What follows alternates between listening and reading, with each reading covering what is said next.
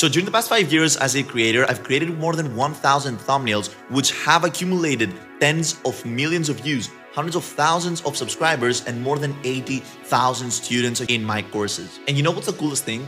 The only tool that I've ever used to design my thumbnails was Canva. I never needed to learn how to use Photoshop or any other of those sophisticated design tools. And this is exactly what we're covering in this course right here. In this course, I'm going to show you how to easily design thumbnails that work and bring views to your videos with a very simple and basic, completely free tool. Canva. So in this Canva Thumbnail Design Mastery course, we're going to be starting with the theoretical approach on how to design a thumbnail, which thumbnails work, which thumbnails don't work, and the biggest mistake that 99% of creators that design thumbnails do, that just limit their reach with their videos. It's a very simple trick that if you apply it to your thumbnail creation process, it will completely skyrocket and elevate the conversions of your thumbnails. Then in the second practical part of this course, we're obviously launching Canva. We're analyzing every single photo editing feature of Canva. Then I'm going to show you how to edit thumbnails from scratch, how to utilize the already pre-made designs in Canva so you can hack your way into creating thumbnails faster.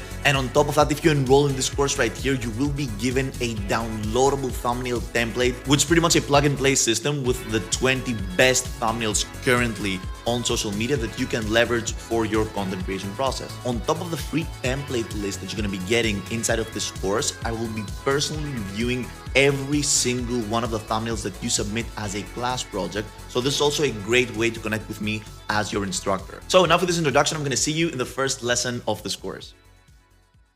So, ladies and gentlemen, I would like to welcome you to the first lesson of this course. Now, before we fire up Canva and we start with the practical aspect of this course, right, by analyzing literally everything there is regarding thumbnails and the practicality of thumbnails, how to design thumbnails, the different types of thumbnails, how to import images, and all of that stuff inside of Canva, I feel like it's very important for you to understand some basic theoretical aspects around thumbnails. In this lesson right here, I'm going to elaborating on the whole theory of thumbnails again after designing literally hundreds of thumbnails myself, and after designing thumbnails for videos that have got more than 5 million views per video, and I've done this multiple times, I can guarantee you that creating a successful thumbnail isn't just about applying sophisticated tricks in your design or spending countless of hours designing thumbnails, right? It's very important for you to understand the whole theory of thumbnails before firing up Canva and investing all of this time and energy to learn how to turn like anything that you have in your mind regarding thumbnail design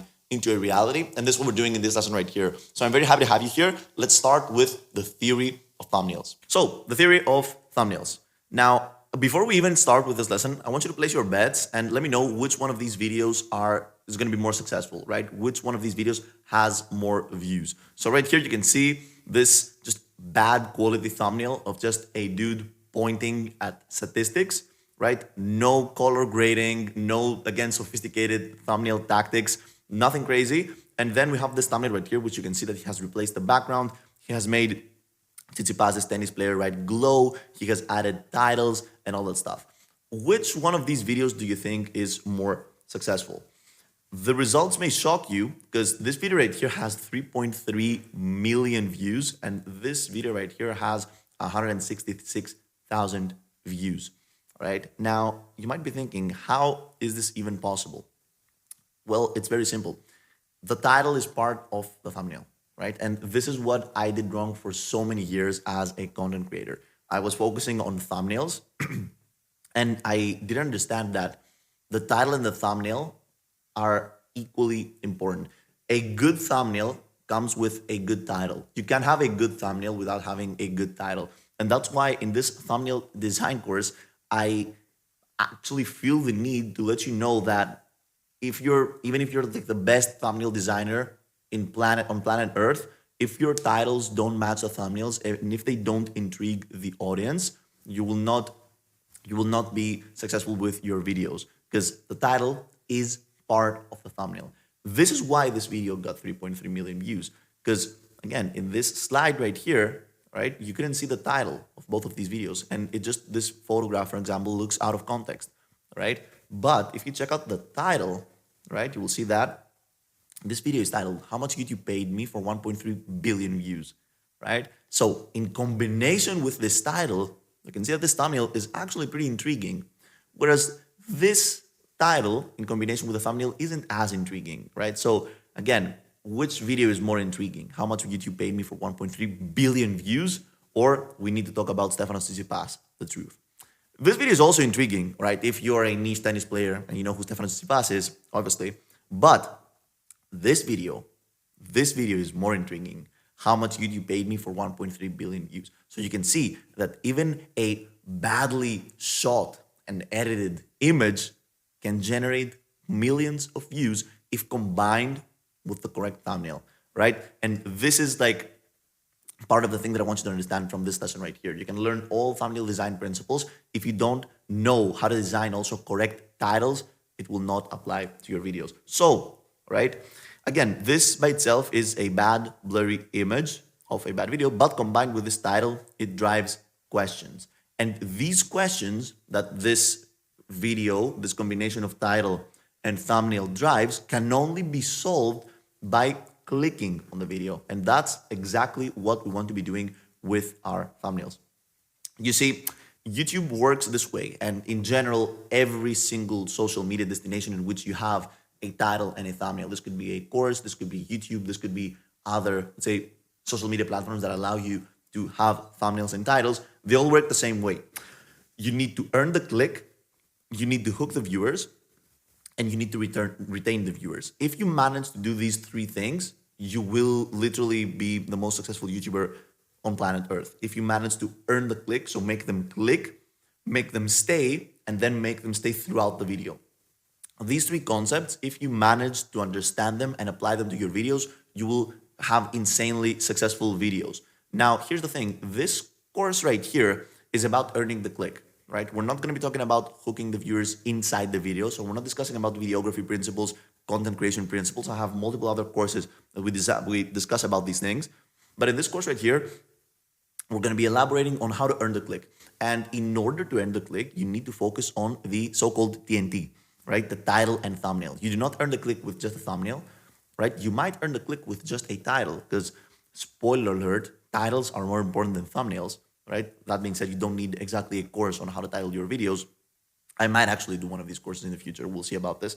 But earning the click isn't about thumbnails. It isn't about titles. It is about the TNT. So the combination of the thumbnail and the title, right? The best produced thumbnail in the world with a bad title will not perform. It will underperform. You can have a thumbnail shot with the best cameras in the world, from the best photographer in the world, with the best graphic designer design it. If you don't have a good title, it will not perform. The purpose of the TNT is to spike curiosity, right? Every TNT, title and thumbnail, is making a promise, right? It's like making a promise to your viewer with your title and thumbnail. So let's put this into perspective. I want you to understand this. So, for example, let's see this video right here. It's called A Week in the Life of a Millionaire in the Middle East. And by the way, Mangadze, he's one of the most successful YouTubers. At the moment, he has earned literally tens of millions of views with his videos, and it's like the gold standard right now of YouTube, right? What does this video apply? What does this title and thumbnail apply? It's literally like making a promise to the viewers that if you click on me, I will show you how a week looks like in the life of a millionaire in the Middle East. And what you can see here is that he's chilling on a beach. He has this girl that's looking at him. And this is also part of the marketing of the title and thumbnail, right? So again, you see exactly the promise that this video is making. And as a viewer, subconsciously, this is what they're let's say, weighing, right? Is it worth me clicking on this video to see what a week in life of a millionaire in the Middle East looks like, right? They evaluate it and they click or not click, right? For example, this random video that popped up in my homepage on YouTube, right? It's like saying, in this video, I will show you, the creator is saying, if you click on me, if you invest my time and energy into this, I will show you the loud turbo sound of a Mini Cooper. It's as simple as that. So imagine we did not have the title, right? It was just this image of a Mini Cooper. It's cool, but we don't have context, right? But with the title and the thumbnail, you have context now. The next video, right? It's just a video titled How I Became the World's Best DJ with Only One Arm, right? Black coffee. So it's intriguing because it's like it's saying, if you click on me, I will show you how the hell I became the best DJ in the world with only one arm, right? So it's intriguing. That's why people click. As simple as that. Here, for example, another random video that, by the way, has 33 million views, right? It's called Why Wearing Cone-Shaped Metal Hats is a Bad Idea. The most random video you could have ever thought of, right? But it's intriguing because viewers are like, huh, that's an interesting title. That's an interesting topic of a video. I want to see it, right? So again, look at this thumbnail. It's not a good thumbnail, but this video has 33 million views. And this is what we're looking for at the end of the day. We're not looking for having amazing thumbnails and 0 views. We're looking to drive more clicks to our videos with our thumbnails. There's a problem here, right? The promise shall be kept, or else this trinity will fall. Earning the click, again, comes down into making promises with our titles and thumbnails, as we talked about. For example, in this video, I'm going to show you why wearing a cone-shaped metal hat is a bad idea. This video, I'm going to show you how the hell I became the best DJ in the world with just one arm. These are promises, right? And guess what? You make a promise, people are, okay, cool, let's test it, and they click on the video. But if you do not keep this promise, this trinity will fall, right? So check this out. With this Mini Cooper video, for example, right? The loud turbo sound of a Mini Cooper. Okay, cool, you earned the click. But if this video is completely relevant, so if you have this thumbnail, for example, and then the video is a video of me talking about content creation, you can imagine that the viewers will not be hooked and they won't be retained, right? It's as simple as that. The viewers will not be hooked. The viewers will not be retained simply because you made another promise and you didn't keep it throughout the video. And this will obviously harm your video and it will not gain more views, because this is how the YouTube algorithm works. It, based on how many people click on the video, it starts by testing, right, the audience retention. So how much time people spend viewing your video, or which percentage of your video is being viewed by your viewers. And then it usually tests this for the first 1,000 viewers. And then if the statistics that come out of those first 1,000 viewers are good, then it keeps promoting it to more people. That's how the YouTube algorithm in general works. So you can imagine that even if you earn the click, if you don't manage to hook the viewers and retain the viewers, you're gonna have a problem, right? And check this out. When the promises you made with your title and thumbnail is not met, this is called clickbait, right? We've all heard of clickbait. In general, clickbaiting is just adding a very intriguing title, a very intriguing thumbnail, and then not delivering with your video. So clickbait is very bad for your channel. Many people think that clickbait in general will help with gaining more views and will help with your channel. It's absolutely not true. It damages your reputation as a creator. It harms your video and the statistics of your video, because people, again, click to view the videos and then they see that the videos are completely irrelevant, or at least you're not keeping your promise, and it just disengages your audience, which is one of the worst things that you want to do with like your audience. What you want to do is that you want to make crazy promises, but you want to keep these promises. And if these promises are kept and the audience is satisfied with your videos, they will keep watching more and more of your videos, which will increase the so-called session time, which is how much time people invest in viewing videos in your channel, right? So they view one video and then they view all of the other videos of yours, which is cool. For example, cool, not clickbaity videos, right, will build trust. We know that Mr. Beast, he does what he promises. So for example, in this video, which has a $1 versus a $500,000 experience, you probably know that he will have an experience that costs $500,000 because he's Mr. Beast. And you already know to trust this guy. So you don't even evaluate if the thumbnail is true or not. You just click on the video because you know that it's true. He has nurtured his audience, right? Again, here, you probably know that he will save 100 dogs from dying in this video. He has built trust. This is what you earn by creating not clickbaity videos. This is not clickbait, right? If he had this thumbnail, right, and he had titled the video, I saved 100 dogs from dying, and then it's just a video of him playing PlayStation, this will be clickbait, and this would harm the trust that you have as an audience, as, you know, a viewer to Mr. Beast. He does not want this, right? Again, here, this is not clickbaity. It builds trust. So, as you can see in this lesson right here, in this primary lesson, we analyzed pretty much like multiple different thumbnails. You can see that, let's not focus on the title right now. These all are videos that have millions of views. Well, not Pass, but the other videos have millions of views, 275 million views, 33 million views, 3 million views, right? And this has 166,000 views. All of these videos are successful, are considered successful, but these thumbnails are so different, right, from one another. Now, the fact is that this is not random. These people have designed their thumbnails. Well, I'm not sure about the cone shaped thing, but these people have designed their thumbnails. And trust me, all of these people probably have the facilities to create high-end thumbnails like the one right here, but they didn't choose to, right? So in the next lesson, what we're going to be doing is that we're going to be analyzing the different types of thumbnails that exist, right? The different thumbnails that you can choose from, right? And we're going to be also analyzing, let's say, random thumbnails, thumbnails with images only, thumbnails with images and text, when to choose each type of thumbnail. And then we're going to be moving, and I'm going to show you exactly how to design each and every single one of these thumbnails. On top of that, I'm going to have a free Canva link for you to access thumbnail templates that are proven and will make your videos perform. So it's so easy for you to design with the templates that I'm going to be providing you in the next lessons of this course, right? So thank you very much for being here. I'm going to see you in the next lesson of this course. So ladies and gentlemen, welcome to the second lesson of this course. Now, in this lesson, as I told you in the conclusion of the previous lesson, we're going to be discussing about the different types of thumbnails that you can create. Now, I don't want to bore you with analyzing every single different small type of thumbnail that you can create, because at the end of the day, what we're going to be doing is that we're going to be wanting to intrigue viewers to click on our video by making a promise that is kept throughout the video, right? In order to do this, pretty much, as you can imagine, there are two ways to achieve this.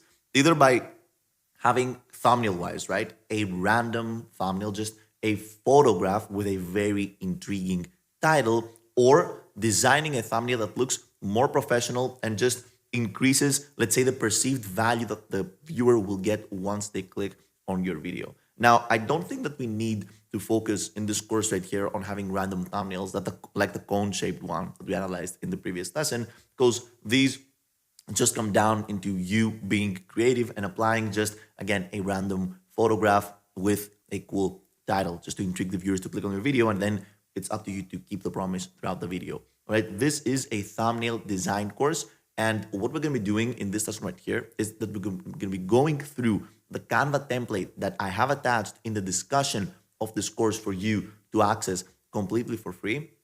And we're going to be analyzing the different types of thumbnails that exist inside this Canva template. Now, again, in future lessons, I'm going to show you how to edit thumbnails and edit photographs and create thumbnails, right? Regardless of the Canva template that I'm going to be attaching. And then, of course, I'm also going to show you how to create thumbnails with this Canva template. But I think that this Canva template perfectly elaborates and showcases, right, the different types of thumbnails that exist and that you can apply to your video work. So let's go through, again, the different templates that I have inside this downloadable resource. So this, for example, is the first template right here. And I know it looks very basic, but it's really not. This is a comparative, let's say a comparison thumbnail. So in this thumbnail, you have image one that will go in this side right here. And don't worry about all the different features of Canva. We're going to be discussing about them later on.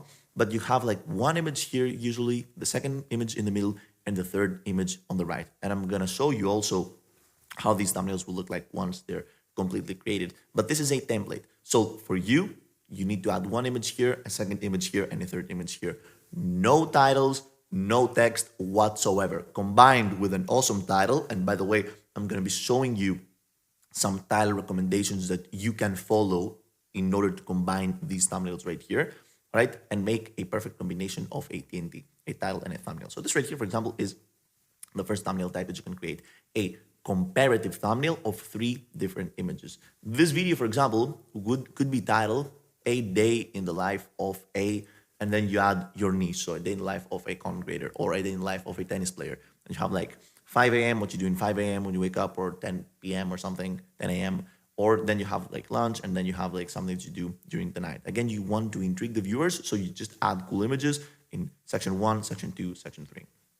Right, and you can see that this is not a randomly designed template. You have the perfect length of those lines that, again, separate the thumbnail. And then in the background, you also have this grid thing that highlights the middle of the thumbnail. These were purposefully made this way. This thumbnail was purposely made this way, this template, for you to find optimal success. The next one is, for example, this. Again, a comparative thumbnail of 2 images, right? So, for example, this could be a video titled "How I Managed to Elevate My Health in 12 Months." And in this section of the thumbnail, you can have like you being sick, for example. In this section of thumbnail, you could be you being very strong and working out, and combined with a good title, this could intrigue the viewer. So this is again a comparative thumbnail of two different images.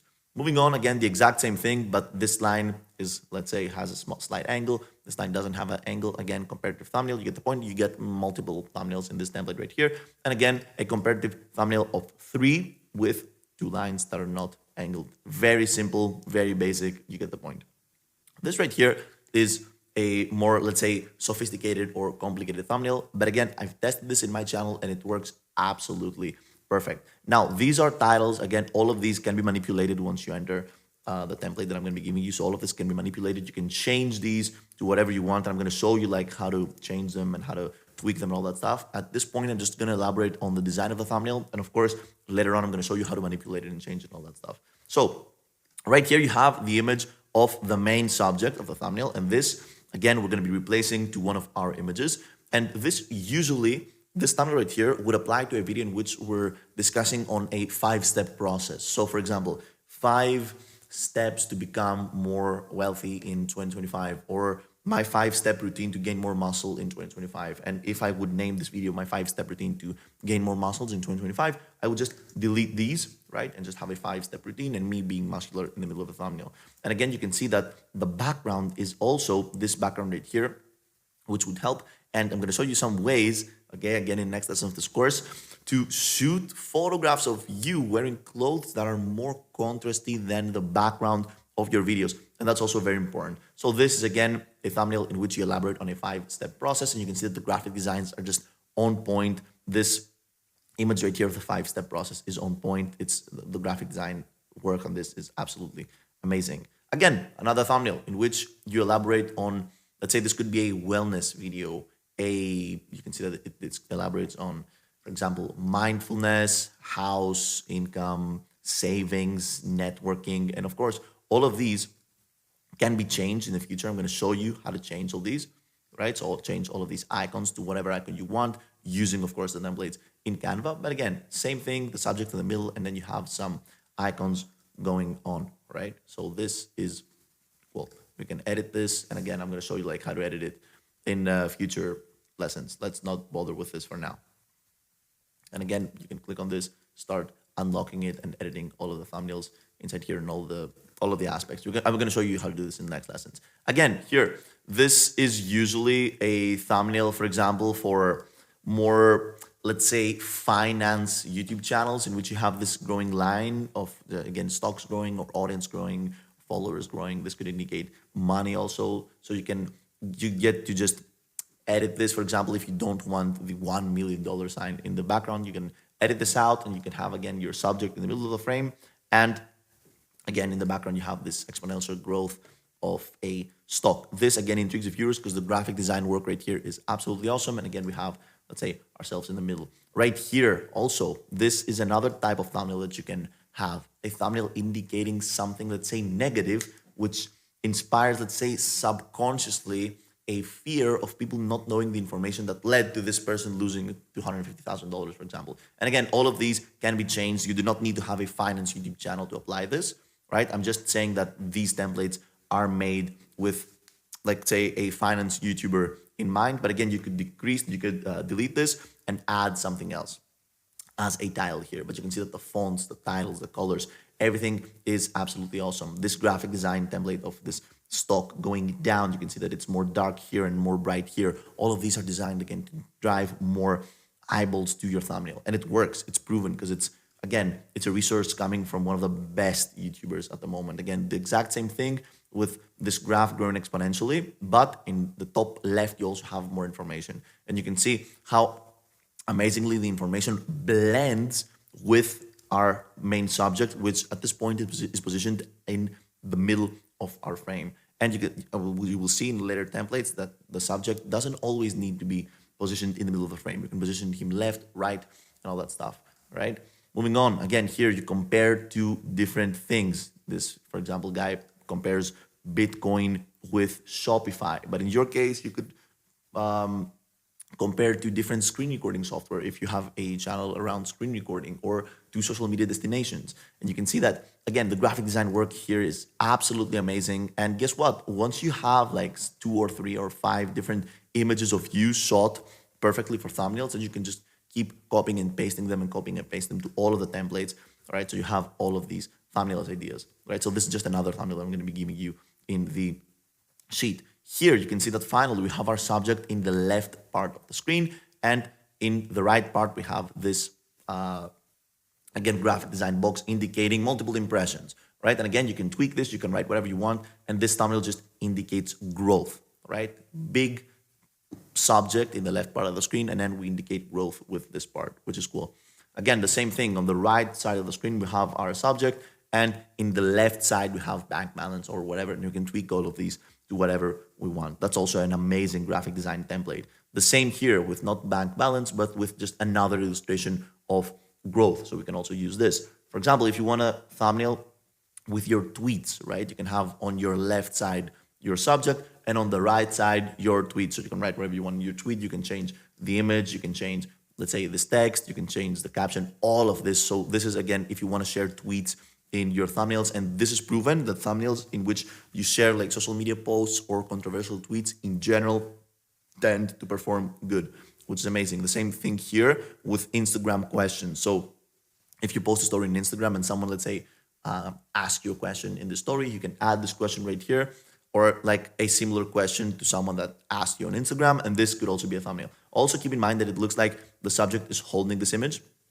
and I'm going to show you again how to photograph yourself, and so it looks like you're holding, say, the image of your thumbnail, which is just very cool. Same thing here, subject on the left, and on the right part of the screen we have our revenue growing. You can see that the subject overlaps the revenue. This is also something I'm going to show you how to do, right? And here again, PayPal screenshots. These tend to perform great if you are a finance YouTuber, if you talk about business, if you talk about generating income online, portraying some kind of, again, income generated in those very common payment processing apps, PayPal, Stripe, that stuff. And you can see if I delete Stripe, you can see that we have the PayPal logo. So again, this is just an amazing template. Yeah, so if you just indicate some kind of payment, people tend to recognize PayPal notifications, so they might be intrigued to click on your thumbnail if you also have like an amazing title coming with it, right? Again, this is also one of the thumbnails that I really, really like. It's a thumbnail comparing two stocks, and all of these thumbnails are like amazingly generated and have amazing, let's say, graphics, and obviously it all comes down into adding amazing images of yours. But if you don't combine them with perfect titles, they will simply not work, right? So what we're going to be doing in the next video, right, before we actually launch Canva, we start editing on Canva, and I'm going to show you how to edit like everything regarding thumbnails. In the next lesson, I'm going to just give you some title recommendations to match with the thumbnail templates that I'm going to be giving you again in this course. So in the next lesson, we're analyzing title recommendations. We're going through a title list that is indicated to be used with the templates that I just gave you. And we're also analyzing some basic thumbnail, let's say, metrics, which you can follow and understand the theory on how thumbnails work and why certain thumbnails outperform others before we start firing up Canva and editing thumbnails ourselves, right? So thank you very much. I'm going to see you in the next lesson of this course. So, ladies and gentlemen, I would like to welcome you to this lesson of this course. And in this lesson right here, I'm going to give you some title templates and some hook templates that you can apply to the thumbnails that we can be creating. So again, in next lessons, obviously, we're going to be designing and creating all of these thumbnails by also using the templates that I'm going to be providing you. And these templates that I'm going to be providing you also blend together perfectly with these titles right here. Now, the titles that I'm going to be presenting to you in this lesson right here are titles that both apply to the search engine of YouTube as well as the recommended based algorithm of the platform. This means that if you tailor these titles correctly, I'm going to show you, and I'm going to elaborate obviously on how to do so, you will also manage to make your videos rank up on search results, because as you may or may not know, YouTube is the second largest search engine, but also some of these videos will pop off as recommended, right, and be recommended to a, let's say, wider audience than the one that you tailor with your search engine optimized videos. So thank you very much for being here. Let me show you exactly what this list is. And by the way, you can also access this list and download these title selections for you to use from the discussion page of this course right here. So let's get started. These right here are the title templates, and you can see it is pretty straightforward how we're going to be using them. Wherever you see industry, you're going to write your industry. Whenever you see anything in these, again, marks, you're going to replace it with yours. Those are some titles. Let's go through them. How I build a industry. So you add your industry business with zero prior experience. That's always a great title. And again, let's say, for example, that my industry is course creation, right? I would tailor this title and I would write how I build a course creation business with zero prior experience. So in this way, it is also appealing to the eye. It also adds to the intriguing factor, so people are intrigued, and you also add the keyword that you want there, which is course creation in this case, then this is amazing. Or for example, the ugly truth about the industry no one talks about, like the ugly truth about the course creation industry that nobody talks about, right? Or from 0 students to 100,000 students in 12 months, if again you're a course creator. If you are, for example, a car mechanic, you would be like from broken car to Lamborghini in 5 months, my full story, right? So all of these videos apply to different types of content, right? So for example, the ugly truth about your industry, in this video, you would elaborate on some things that potentially aren't as good for your industry and people should know. And this video would be designed for you to become more genuine with your audience and people to connect with you, because you're not only presenting the positive aspects of your business, right?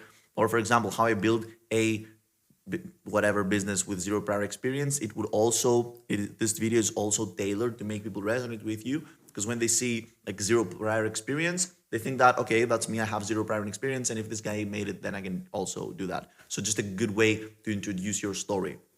Again, why your product isn't attracting any clients, how to fix it. So why your courses aren't attracting any students, for example, right? Or why your software isn't attracting any clients.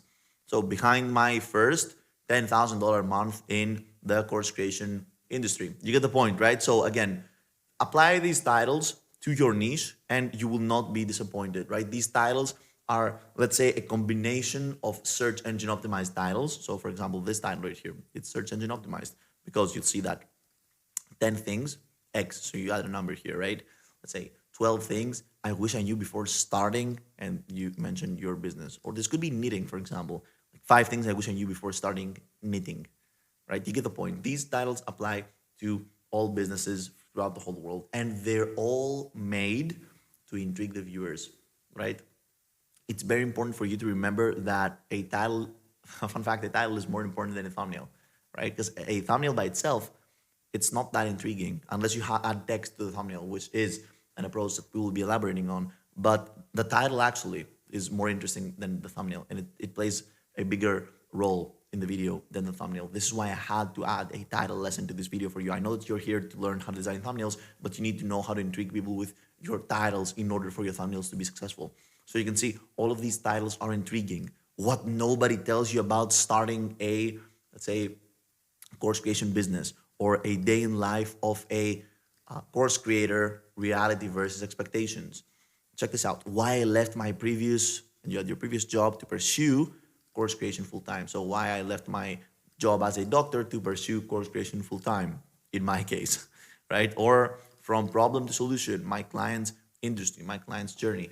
All of these titles are very interesting. So I want you to get them, download them, apply them to your business, apply them to your niche, apply them to your YouTube channel, right? And again, whenever you see something like this, amount, product, achievement, industry, you just replace them with yours. Now, these are some hook templates, and these are pretty much made for more, if you will, recommended based videos. So the videos you will create with these titles right here, they're meant to hook your viewers, and they're meant to appeal to a broader audience because they're designed to appeal to the recommended algorithm of YouTube, which means that they will be distributed again into multiple people, and they're not going to be search results. For example, the industry secret no one talks about until now, or how I made result in time frame step-by-step guide, right? This is actually kind of search engine optimized, right? 10 things I knew before, I wish I knew before that. So 10 things I wish I knew before creating 30 courses.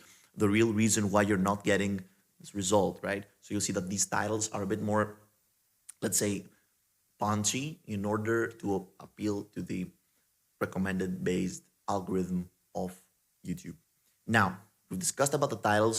I do not need to go and analyze every single one of these titles. I think you understand the point and you get the point. What we will be doing in the next installment of this course is that I'm going to show you some key metrics, so how you measure the success of your thumbnails, and we're going to be seeing and analyzing some top performing thumbnails and why some of the thumbnails of this huge channel right here outperformed others, so you know in your back of your mind which mistakes to avoid and which principles to apply to your thumbnail creation approach, right? In order to have flawless thumbnails once we launch Canva, and I'll show you how to tweak these templates, right? So more information about this in the next lesson of this course. So welcome to the fourth lesson of this course. In this fourth lesson right here, we're going to be analyzing the top performing channels of one of the best potentially channels on YouTube right now, Iman Gadzi. He has one of the biggest personal brands and the best channels on YouTube. He has a huge team of, I think, more than 4 full-time thumbnail designers that all they do all day is that they check out his thumbnails and redesign them over and over again. And he has gathered a huge library of data regarding thumbnails. In this video right here, I'm giving you a peek on the thumbnails that his team chose over others, what metrics he used to compare the effectiveness of these thumbnails, and we're going to be analyzing their notes on why they chose some thumbnails over others. By the end of this lesson right here, you will know exactly why some thumbnails outperformed others, and you can take some tips and inspiration from this lesson right here to apply to your thumbnail design, which is going to be starting in the next lesson of this course, right? So thank you very much for being here. Let's get to the point. So these are the A/B tests. A/B test, it's pretty much what we call when we test 2 things, right? In digital marketing and online business in general, right? From Iman's thumbnails of the channel, right? So check this out. This is the first breakdown, right? Let me zoom in a bit so you can see it better. So this was thumbnail 1 and this was thumbnail 2. And we measured the success of a thumbnail by the click-through rate, all right? So a click-through rate is a percentage, because a click-through rate, it's actually a, let's say, division. And what we divide is pretty much the amount of impressions, which is how many times the thumbnail was shown, divided by the number of clicks, right? So this time, this was 3.45%. So from 8,515 people who saw this thumbnail, in combination with the title, obviously, 294 people clicked. And that's a 3.45% conversion rate or click-through rate. Now, a good click-through rate is actually more than 4%, right? This is a general rule of thumb of YouTube videos. But as YouTube recommends your videos more and more and more, click-through rate always falls, because more people that do not know you get your video recommended to their homepage, and obviously they have a lower chance of clicking on the video. Now, this thumbnail had a 2.6, this thumbnail had a 3.4 click-through rate. Let's see why. So the original thumbnail, which was this thumbnail right here, showed a basic sit-down shot accompanied by icons representing 7 productivity hacks. So these are the 7 productivity hacks, right? In contrast, the variation captured Iman actively journaling with a calendar schedule overlay, demonstrating organizational skills in action. So what this thumbnail pretty much demonstrated and why it worked is that it demonstrated action. So again, this shift from static to dynamic presentation proved more effective. This is something that you should note down. Again, shifting your thumbnails from static to dynamic, or potentially immediately having them being more dynamic. All right, so the variation succeeded by showing a more relatable and aspirational moment that viewers want to achieve in their own lives, right? So you can see that mid-action thumbnails tend to outperform static presentations by creating a stronger emotional connection with the audience, right? Let's move to the second thumbnail. So you can see right here, for example, this thumbnail probably describes a video that is about addiction, or a video with a more, let's say, negative-based title, right? So we had this thumbnail first with a 1.7% click-through rate, and then this thumbnail with a 2.99% click-through rate. And I think that you can immediately see why this thumbnail outperformed this one. We have more vibrant colors. We have, again, icons that people may recognize, and of course, a huge face in the middle of the screen with eyes looking directly to the viewer, right? And this obviously captures attention more than this thumbnail right here, because when a human sees eyeballs, it is very commonly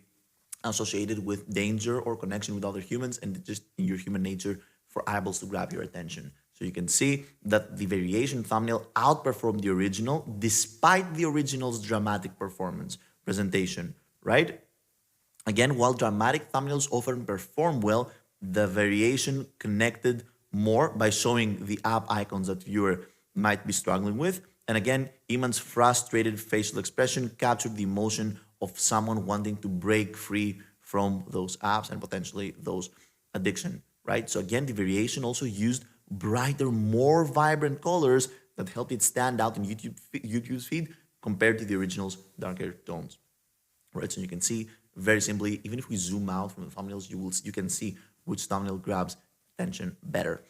Moving on to breakdown number 3, you can see these are the two thumbnails. This was the first one with a 2.6% click-through rate, and this is the second one with a 1.64% click-through rate. And actually, the first one outperformed the second one. So it proved more successful by incorporating 3 relatable elements for the target demographic. You can see it's gaming, it's exclusive content, and it's also like someone waking up at 4 a.m. still being up, not going in bed. Just reinforces the messed up life narrative. Whereas the second one, I guess it helps you again improve your life, and in combination with the title, it just didn't work out, right? So again, this demonstration right here proves the point of creating content that resonates with your audience pain points and experiences. This is actually interesting, and I wanted to tap into this thumbnail right here because the first image was actually shot with a professional camera and all that stuff we discussed in the first lesson of this course, but the second one was just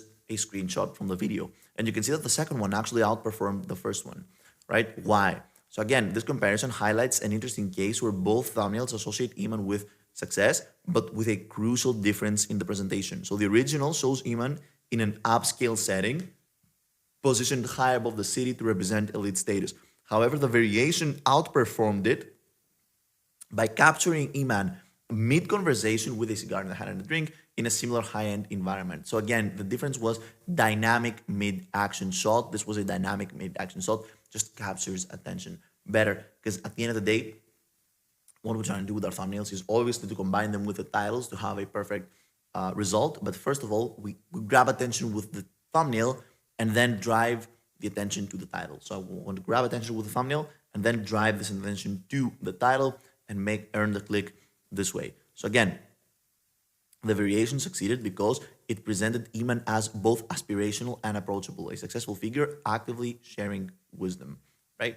Moving on to number 5, this was actually a big increase in click-through rate. So you can see that this started with a 5.2% and then it moved to a 6.6%. This is a very big click-through rate, right? So what happened here? You can see that both thumbnails are very similar. What really changed are the facial expressions of the two and, of course, the question. So Q&A videos are mostly about questions and expressions. As we can see, the original thumbnail has multiple questions. However, notice how Iman and Amara's expression do not align with the title, answering uncomfortable questions with my personal assistant. So this was the title of the video, answering uncomfortable questions with my personal assistant. And on the other hand, the variation thumbnail focused on the question that matches the title perfectly. So again, even this thumbnail tutorial right here also highlights the importance of combining a thumbnail with a title. And again, the title is answering uncomfortable questions with my personal assistant. And you can see that their faces right here are more uncomfortable than the faces right here. And they're also mentioning the most uncomfortable question throughout the whole video, which was this question right there. So again, this was why this thumbnail outperformed others. It just comes down into increasing, let's say, the deal that you're making with the viewer when he sees the thumbnail and the title, which is that if you click on this video, you will see what's the body count of Iman or Amara, right? So then we move to thumbnail number 6. Again, this comparison demonstrates why realistic before and after visuals outperform abstract presentations, right? So you can see we have a perfect example of a before and an after visual and this abstract presentation, right? This also is kind of like a before and an after thumbnail, but this is just better because there are two different settings. It makes more sense. So 4.9 click-through rate, that's actually very good, and a 4 click-through rate right here. So while both thumbnails used the same concept, the variations succeeded through strong real-life visuals that viewers could instantly understand. The original's small progress bars and icons lacked impact, right, and realism. And the variation's straightforward approach combined relatability with visual simplicity, making the transformation message immediately clear to the viewers. So let's move to the final breakdown. Again, we could stick here for many hours, but I'm going to show you like two more, I guess. Thumbnail number 7 was this, from a 2.7% to a 3.3%.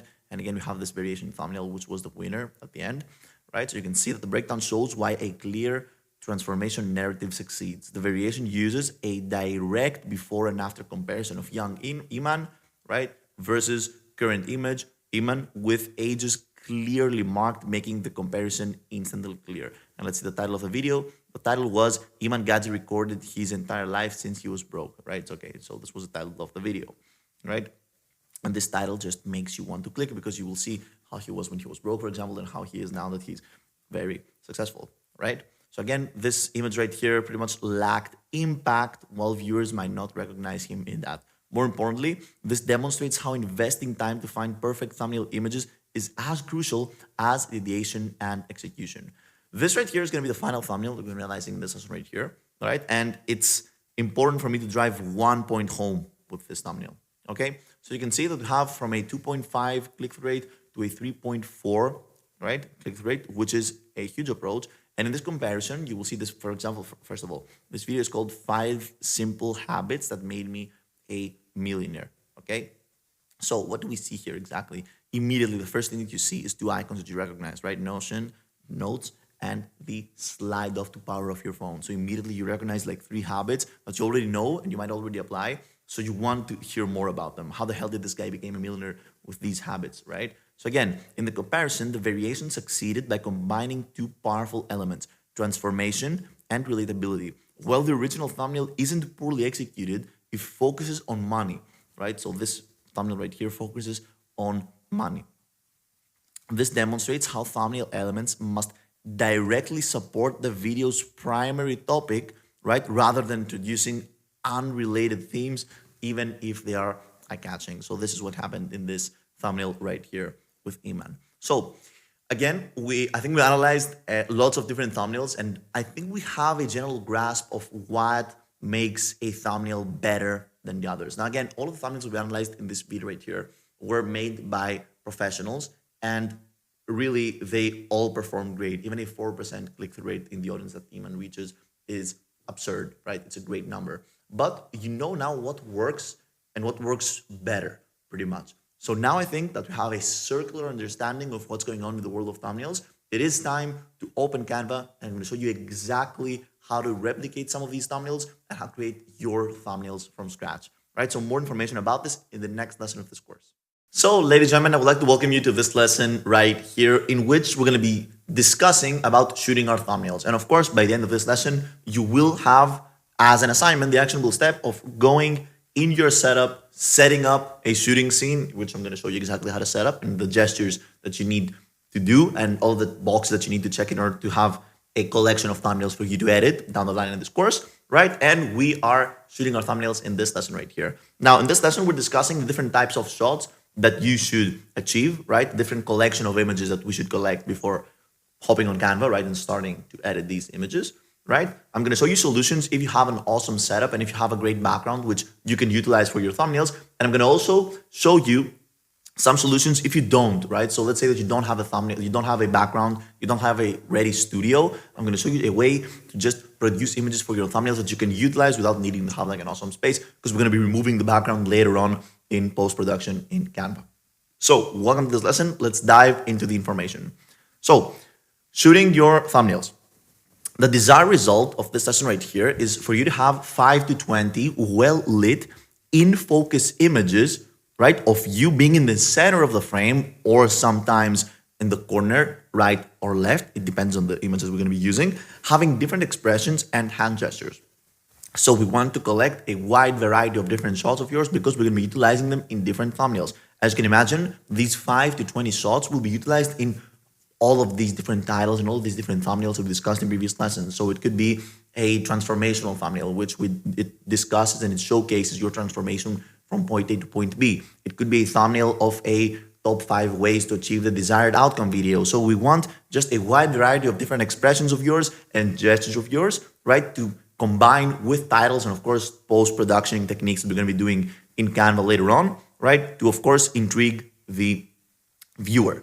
Now, if you have a cool background, if you have a setup going on, you can make sure its composition is on point, as we might also use your background and use your setup and not replace your background later on in post-production. If you do not have a cool background and you do not have like a setup going on, just make sure that your subject is well lit and the colors are easily separated from the background. For example, you're wearing a black t-shirt and you have a white background, right? So we want, at least if you don't have a good background, for us to be able to separate you easily from the background. This is why I would suggest you to wear like a color of a shirt or like a hoodie that has contrast from the background, because the AI that we're going to be using inside of Canva to separate you from the background really, we just want to make its life as easy as possible. So pick, again, in which category of people do you belong to, right? Cool background people, not cool background people, it's completely fine. I'm going to show you solutions in both of these cases, right? And important, that's actually very, very important. If you're not familiar with DSLR cameras, mirrorless cameras, but you already have a camera for your content creation, right? If you're not sure, perhaps you're good at video, right? Perhaps you're amazing at creating videos and shooting videos with your camera, but you're not good at taking photographs. Don't use your camera. You can just use your phone. Phones work perfectly. You really do not need to have like a very expensive camera to shoot your thumbnails, because again, in post-production, we can use the phones to just enhance the images and make them look very cool. We can blur the background artificially with, again, post-production editing in Canva. So I do not want you to mess up the camera, because sometimes, for example, with the camera, you might have it on auto mode and the camera might have something wrong with it, or you might have it on manual mode and the ISO increases very fastly. So you might have like a blurry image without you even knowing it. And the absolute worst thing that could happen for you is for you to like spend hours, not hours, but let's say you spend an hour shooting all of these thumbnails, and then you enter your PC and you import the images from the hard drive of your PC, and you just see that all of the images are blurry, for example, and you could have done them better. So it sucks. Just use your phone. Phones work perfectly. And even me, that I have like all of these cameras and I have all of this experience and expertise in lenses, settings, cameras, all that stuff, I many times actually use my phone because it's so easy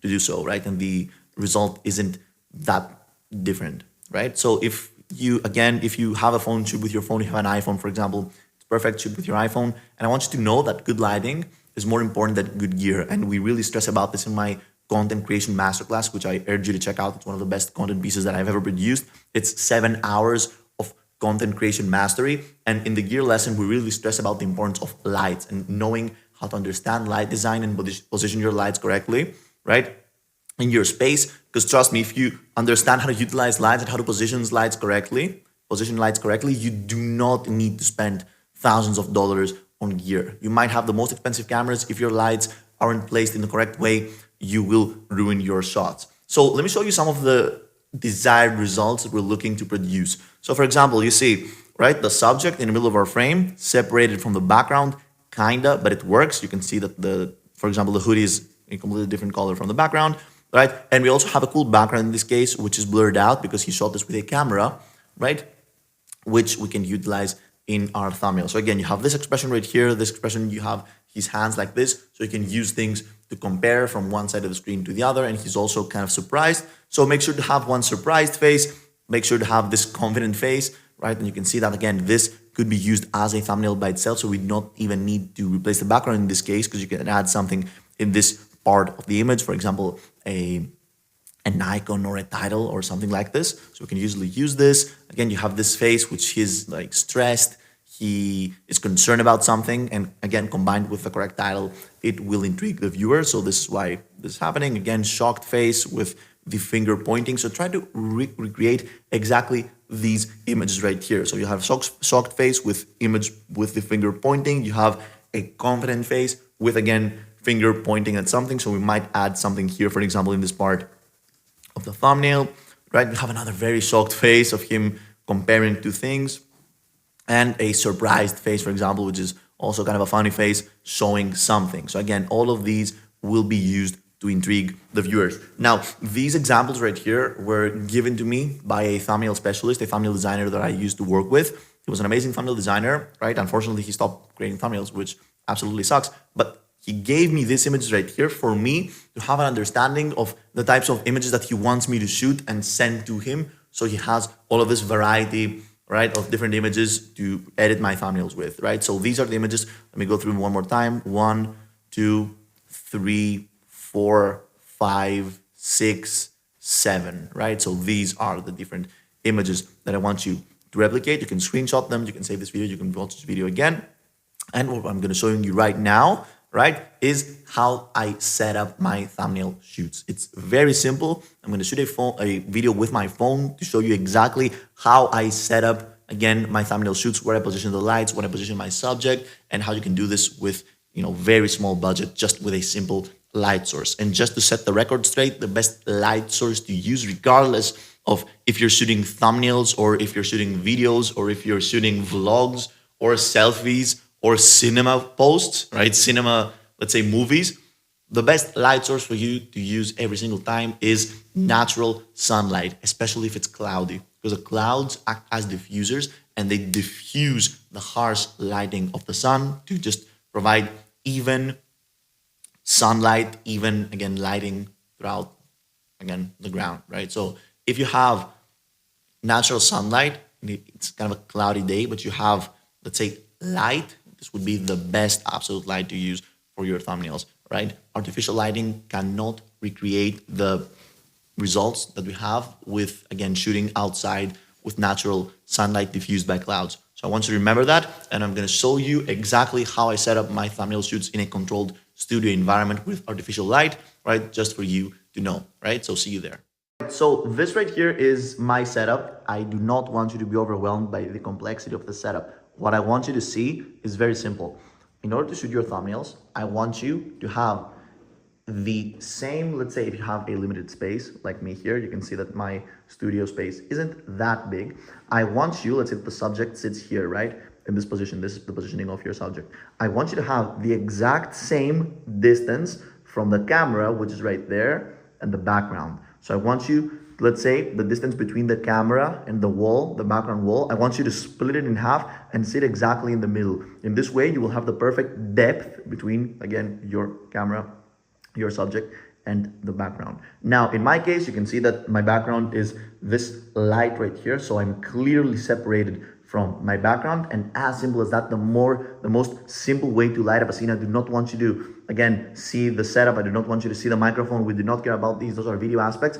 We only care about photo aspects. I want you to have your camera right there. This could be your phone. This could be a DSLR camera. It doesn't really matter. What really matters is if you're sitting right here and you're the subject, right? I want you to have a light source at a 45-degree angle from the subject, right? That's extremely important. So even if you just have a chair, right, and you set it somewhere and you have a light source at a 45-degree angle from your chair and you're separated from the background, it would work perfectly. What I don't want you to do is, as a subject, stick yourself next to the background. This I do not want, because in this way we will not have depth, we will not have separation between the subject and the background. So even if you have a small space, what I want you to do is detach yourself from the background in order for you to have some depth, right? And for your camera to work perfectly. And if you're debating between sitting closer to the background or sitting closer to the camera, choose to sit closer to the camera,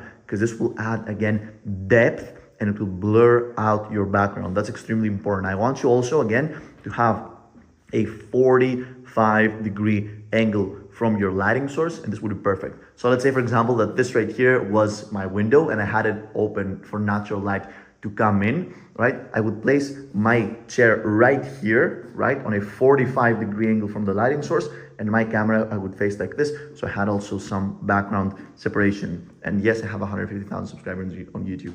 So this right here was the positioning of the thumbnail. Right now it is time to fire up Canva, and let's start with the magic. So, ladies and gentlemen, welcome to the much anticipated lesson in which we're going to be going through the interface of the Canva thumbnail editor section, right? And I'm going to be showing you all of the things that you need to have in mind before you start editing your thumbnails in Canva. In general, in this lesson, we're pretty much covering everything regarding the different selections and the different things that you can apply to your thumbnails. And we're not just going to be sticking to the basics. So I'm not just going to show you like how to manipulate an image and how to let's say position an image from one part of the thumbnail to another. We're going to go through every single thing that you need to have in mind before importing your images that you just shot to the software. So once we import the images in the next, again, lesson of this course, you know exactly how to manipulate them. So thank you very much for being here. Let's launch Canva. Let me show you exactly what I'm talking about. So this right here is the homepage of Canva. These are all the different projects, right, that I've created, but we don't really care about these. In order to access the thumbnail editor, let's say part of Canva, I can either click here, which says YouTube thumbnail, or I could go to search on content on Canva and I could just type thumbnail, right? And once I type thumbnail, you can see that you can click on YouTube thumbnail and it's going to give you a huge series of different templates, but we're going to dive into these templates in just a moment. What you want to be doing is you want to click on create a blank YouTube thumbnail. And once you create this, and by the way, this applies to every single image usually that I also edit in Canva. So when I'm editing images in Canva, I edit them in the YouTube thumbnail editor section. It doesn't really matter where the upload destination will be of this image that you're going to be creating. What we really care about is the aspect ratio, which is exactly the, let's say, the characteristics of your image, right? And this is a horizontal image with the exact same aspect ratio that is perfect for YouTube. So what do we see here? We said we have our blank page in which we get to choose whatever we're going to do with it. We have all of these sections right here. So you can have like design, elements, text, brand, uploads, draw, projects, and apps. And we're not going to be using most of these except, of course, elements, text, and upload, right? And what you can see here says we have these tools right here. So we have this button, which is duplicate page. If we do this, obviously the page duplicates. And once we select this page, we can actually delete the second one. So we can duplicate pages and we can A/B test, for example, thumbnails. If you have a thumbnail that you feel that it's perfect, but it needs a small correction, you can go ahead and duplicate it and just apply the small corrections in the second one, right? And you have this, which is just called add page, and this is the exact same button as this right here, which says add page. From here, you can zoom it out and zoom in your thumbnail, right? And you can do pretty much great view of all of your pages once you create them. I guess we have just one page, so we can really review the pages. You get the point. So once we click on an element on Canva, so I click on this, you can see that we opt in to edit it, right? So again, whenever you click on something in Canva, you have the ability to edit it. And in this case, what we can do, because this is the background right here, we can change the color of the background. And we do this by clicking on the color selection. And once we click on the color selection, this color wheel right here, you see that this menu pops up in which you just get tweak and choose the different colors of our background. So this is how you just pretty much can immediately change the colors of your background. Now, usually in our thumbnails, we will never just keep the simple background from Canva. We're going to be editing the background. And there are actually multiple approaches on how to create a thumbnail at this point. The first approach that I'm going to show you is to create a thumbnail based on the Elements tab. So as you can see, again, you have the Design tab in which you can access to all of the different templates, right, of Canva. You can see that all of these are already made thumbnails from expert graphic designers in Canva, and you can go ahead and click them, import them in your page, and edit them. So for example, let's say you really like this thumbnail right here, which is passive income ideas. I clicked on it and you can see that it immediately imported to my page. Now I can click this and I can go ahead and edit this thumbnail to whatever I want. You can see that I can drag and drop, change the positioning of all of the elements. I can delete this element, for example. I can import my image. And this, if you're not like an expert and you don't want to dig that deep into thumbnail design, let me just press Command Z to delete it, right? If you're not an expert and you don't want to become an expert and you don't want to dig deep into the thumbnail world and you just want to create thumbnails at work on Canva, what you could really do is source design elements. So source already made templates and just replace the subject with your subject. I'm going to show you how to do this in just a second. So for example, this could be a good thumbnail, right? If you replace the subject with you. This is the subject that they have. I can delete it and I can go ahead and import and replace mine. And once you actually click on an already made template in Canva, you have the opportunity, you have the choice, right, it recommends you other very similar thumbnails like yours. Right? So you can see that all of these are similar thumbnails. And if I go back, you can see that we have all of these different thumbnails from all of these different, let's say, again, types of thumbnails. For example, this is a more artistic type of thumbnail. You can see that all of these thumbnails are the exact same, have the exact same, let's say, artistic vibe, which is cool, right? It's very cool. You can play around with the templates. You can check it out. You can see different styles. You can apply your style, for example, in the thumbnails. Templates, yeah, editing thumbnails from templates is a good place to start if you are a complete beginner. But let's say that you want to add more stuff to your thumbnail, which you can find in the templates. For example, I want to add, let's say, literally whatever, right? Let's say that I want to add like a small tennis ball right here in my thumbnail, just because. How do I do this? So you can go to elements, right? And in these elements, you have this amazing search button right here. So I want you to think of elements as pretty much everything. So elements are like videos, photographs, graphic designs, shapes, anything. So let's say you want a tennis ball. You go ahead and click on the search bar and write tennis ball. There you go. Right, and you can see that you have now graphics of tennis balls, different graphics you can source. You have photos of tennis balls, all of these photos. You have videos of tennis balls. Of course, this would make any sense to upload a video in our thumbnail because our thumbnail is supposed to be an image. You have frames of tennis balls, audio, mock-ups, shapes of tennis balls. Obviously, there's no shapes of tennis balls. But how would I go to source a tennis ball? If I had to, I would click on this, and you can see that now we have this tennis ball in the middle of our frame. You can make it smaller, you can make it bigger, right? You can adjust it, place it wherever you want, right? From these, again, selections right here. But you can, again, select the size, change the size, place it wherever you want. Now, of course, a tennis ball does not apply to this thumbnail. It makes no sense to add a tennis ball to this thumbnail. I just wanted to show you how to search, how to source stuff, and you can source them from the elements. Now, another thing you can do is you can source text, and you can either source text from here, from the text tab, add a text box, add a heading, add a subheading, right? Or what I love to do is that I would love to source, I love to source templates already made with text that I really love. So for example, let's say that, okay, obviously this title right here, which says playlist, is, let's say, the main title of this thumbnail. This is why we chose this thumbnail, because it has this huge title that says playlist, and I really like the style of it, right? So what we can do is that we can press Command C to copy it, Command V to paste it if you have a MacBook, or you can right click and press duplicate, right? So now this title is duplicated, and we can go ahead and write whatever we want. You can change the size of it, and now we've sourced a title that we really, really like. And even if you don't want to use this template right here, if you really like this title, you can go ahead and click on add page, and now you have a new page. And let's say that I really like this title from another thumbnail of mine. I can click on it, right click, right, copy. But here, click on the new page, right click, paste, and you have this exact title in your thumbnail, which you get to choose and tweak however you want, right? So does this make sense to you, right? You can click on this also if you want to edit your titles and subtitles. Of course, it's the exact same thing as if I would edit a new heading from here, right? I can go ahead and click on this heading, and I can tweak all of this stuff when I click on the heading. So I can change, let's say, the size of it. I can change the different style of the heading. I can change the color, right, to my brand colors. For example, this is my brand kit. A brand kit is pretty much like the different colors of my brand that I have selected. Then I can tweak them, right, and I can just apply the colors of my brand to every title. So it's like I have a consistent branding coloring. You can also see that Canva has this artificial intelligence that automatically suggests you the colors of the photograph that you have already sourced.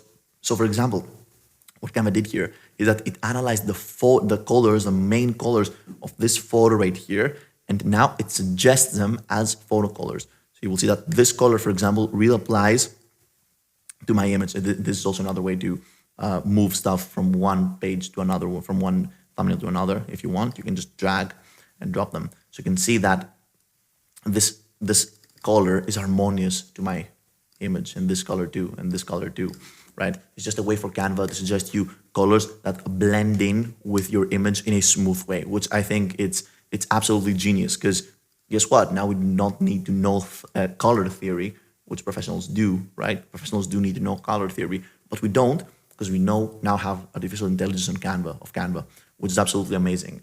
Other things that you can change in your titles once you click on them are obviously if they're going to be bold or not, if they're going to be, again, italics or not. You can underline them, you can cross them, right? So for example, I love to cross thumbnails in which I mentioned the word ads, and I like to do it red, right? So I just add ads on red, which means that you don't need to invest money in ads. This is part of like my marketing in general. It's a trick that I want to do, that I like to do, just writing down the word ads, just crossing it out so people know exactly that I don't want to pay for ads in my campaign. I'm getting off topic here. Now you can change the alignment of your title. Obviously, you know that stuff. It's very basic. You can add a list, and you can also change the transparency. And transparency doesn't only disappear, doesn't only make your title disappear, but what transparency really does, as you can see right here, I can change the transparency of playlist. You can see that, again, you can see what's behind your title, right? You can see what's behind your title, which is very cool. You can also animate them, but this is a story for another time, because again, we're not trying to animate our thumbnails. Those are just images, right? So you have other titles that you can use from here, title recommendations. I do not like in general these title recommendations right here. What I like to do if I want to source a new title, because again, check this out. If you source a heading, for example, let's say that we source a heading. I do not like this lettering, right?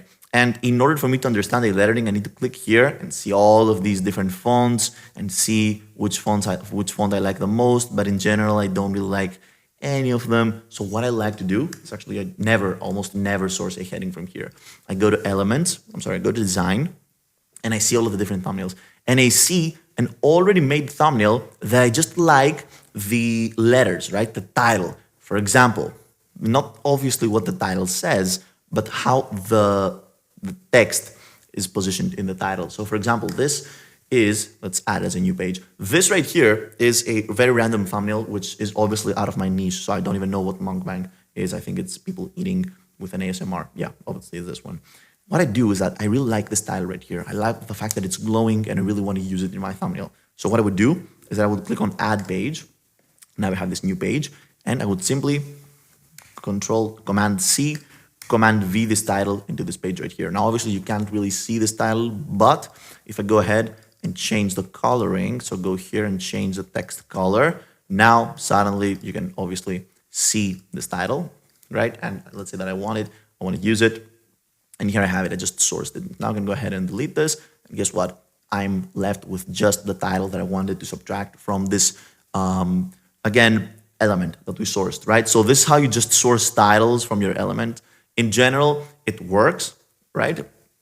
And now you know exactly how to source what you love from each element. And again, keep in mind that if you're a complete beginner, you don't want to mess with, again, understanding how to design thumbnails and, again, basic graphic design applications in Canva. The easiest thing you can do is just, again, source a thumbnail that you like, right? So again, browse the thumbnails right here from Design tab, see one that you like, and it would be easy for you to recreate.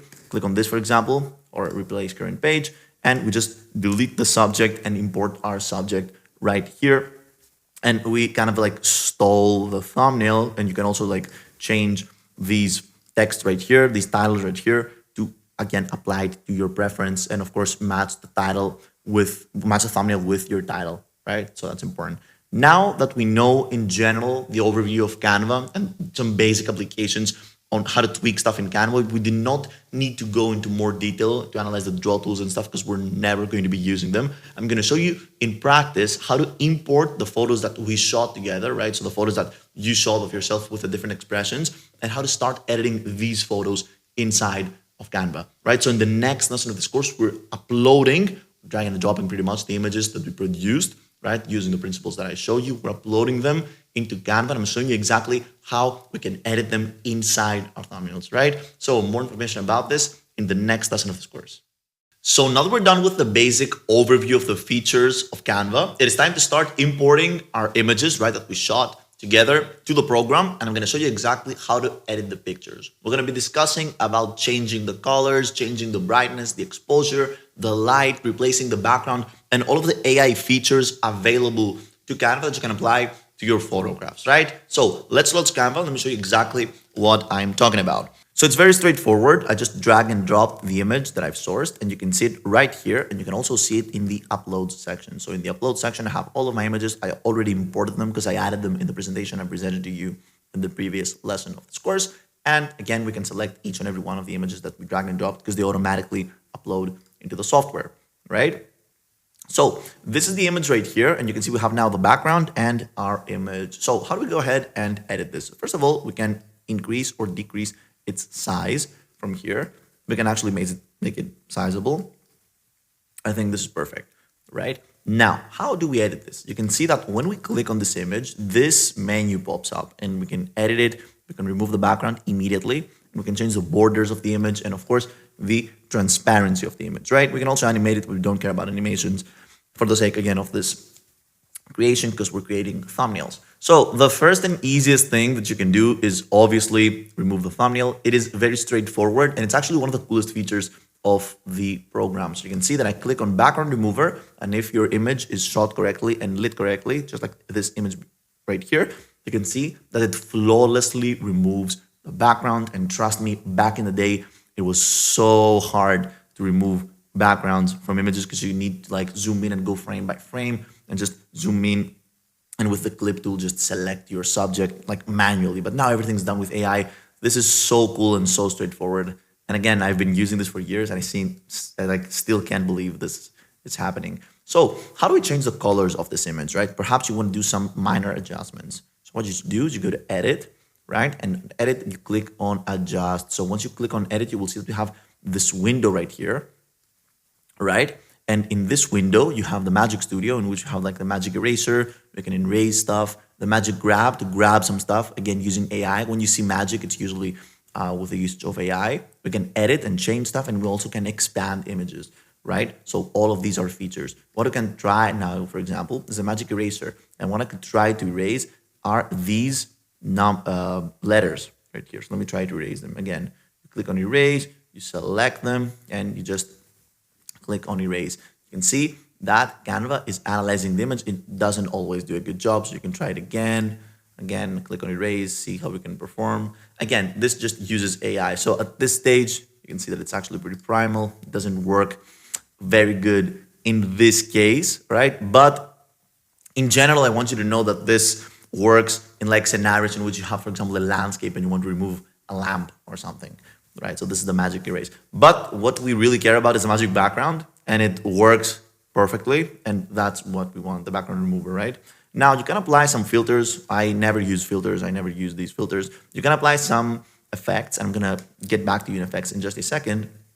And what also we can do, and what I mostly do and I use, is this adjust tool. So once I click on adjust, you can see that we have this option to auto adjust our thumbnail.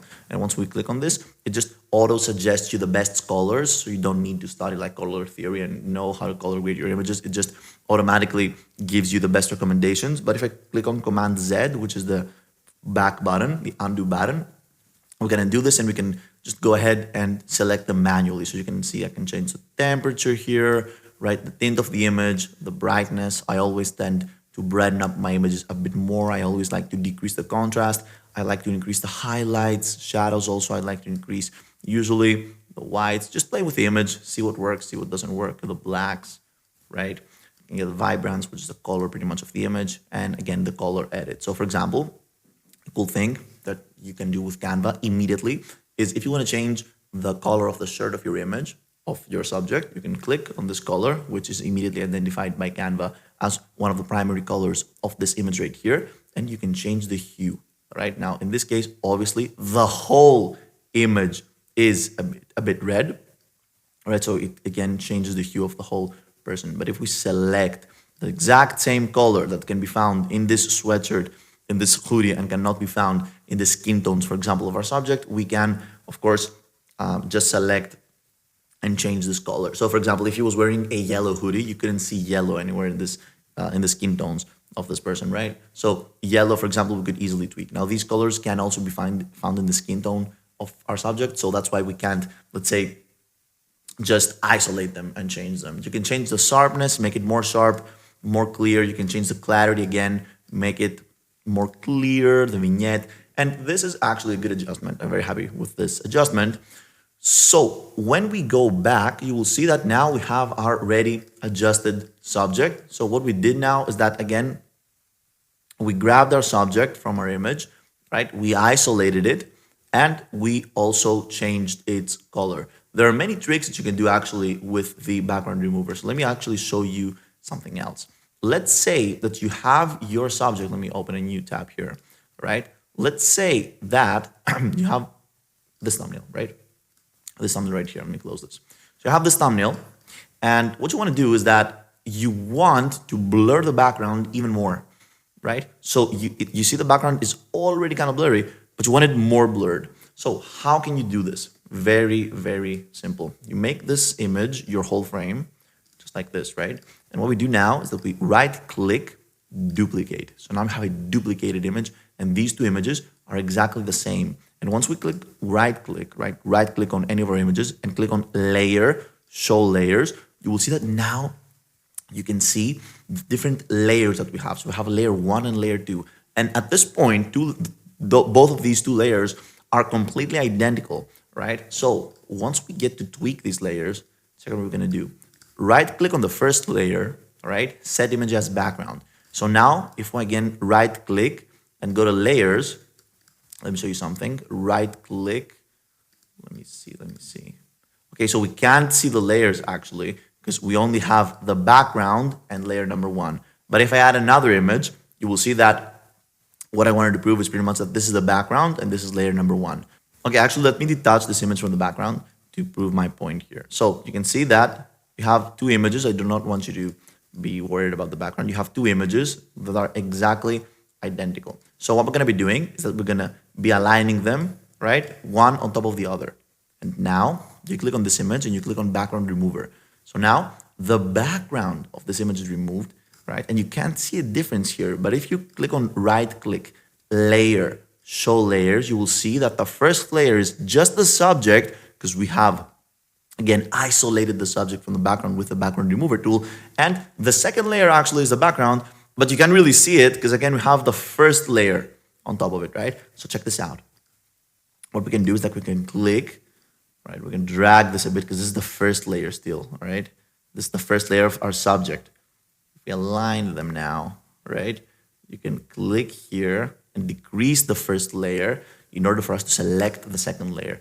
And while selecting the second layer, we go to edit, right? While selected like the layer that has both our subject and the background, we go to edit, we go to blur, right? Whole image, and we blur the whole image just like this, even more, right? So now check this out. If we go to back, you will see that. We can drag this first layer of ours, and just like that, we have only blurred the background. Can you see this? We have only blurred the background and not our subject. This is how we managed to blur the background even more, right? So this is just a cool way for you to apply this. Now, back into editing our image.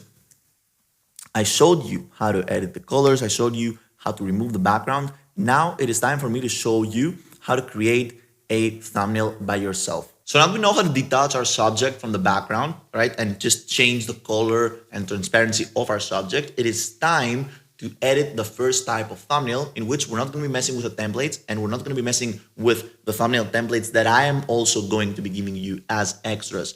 In this course, what we're going to be doing is that we're going to be creating a thumbnail from scratch. So we're going to be sourcing our background, we're going to be adding our subject, we're going to be adding some titles, and we're going to be creating a thumbnail completely from scratch. This will be the hardest type of thumbnail for you to create. And at the end of the day, if you master the creation of this thumbnail, you will see that all of the other thumbnails that we're going to be creating are going to be very, very easy for you to understand. So more information on how to create like a thumbnail from 0 to 100 in the next lesson of this course.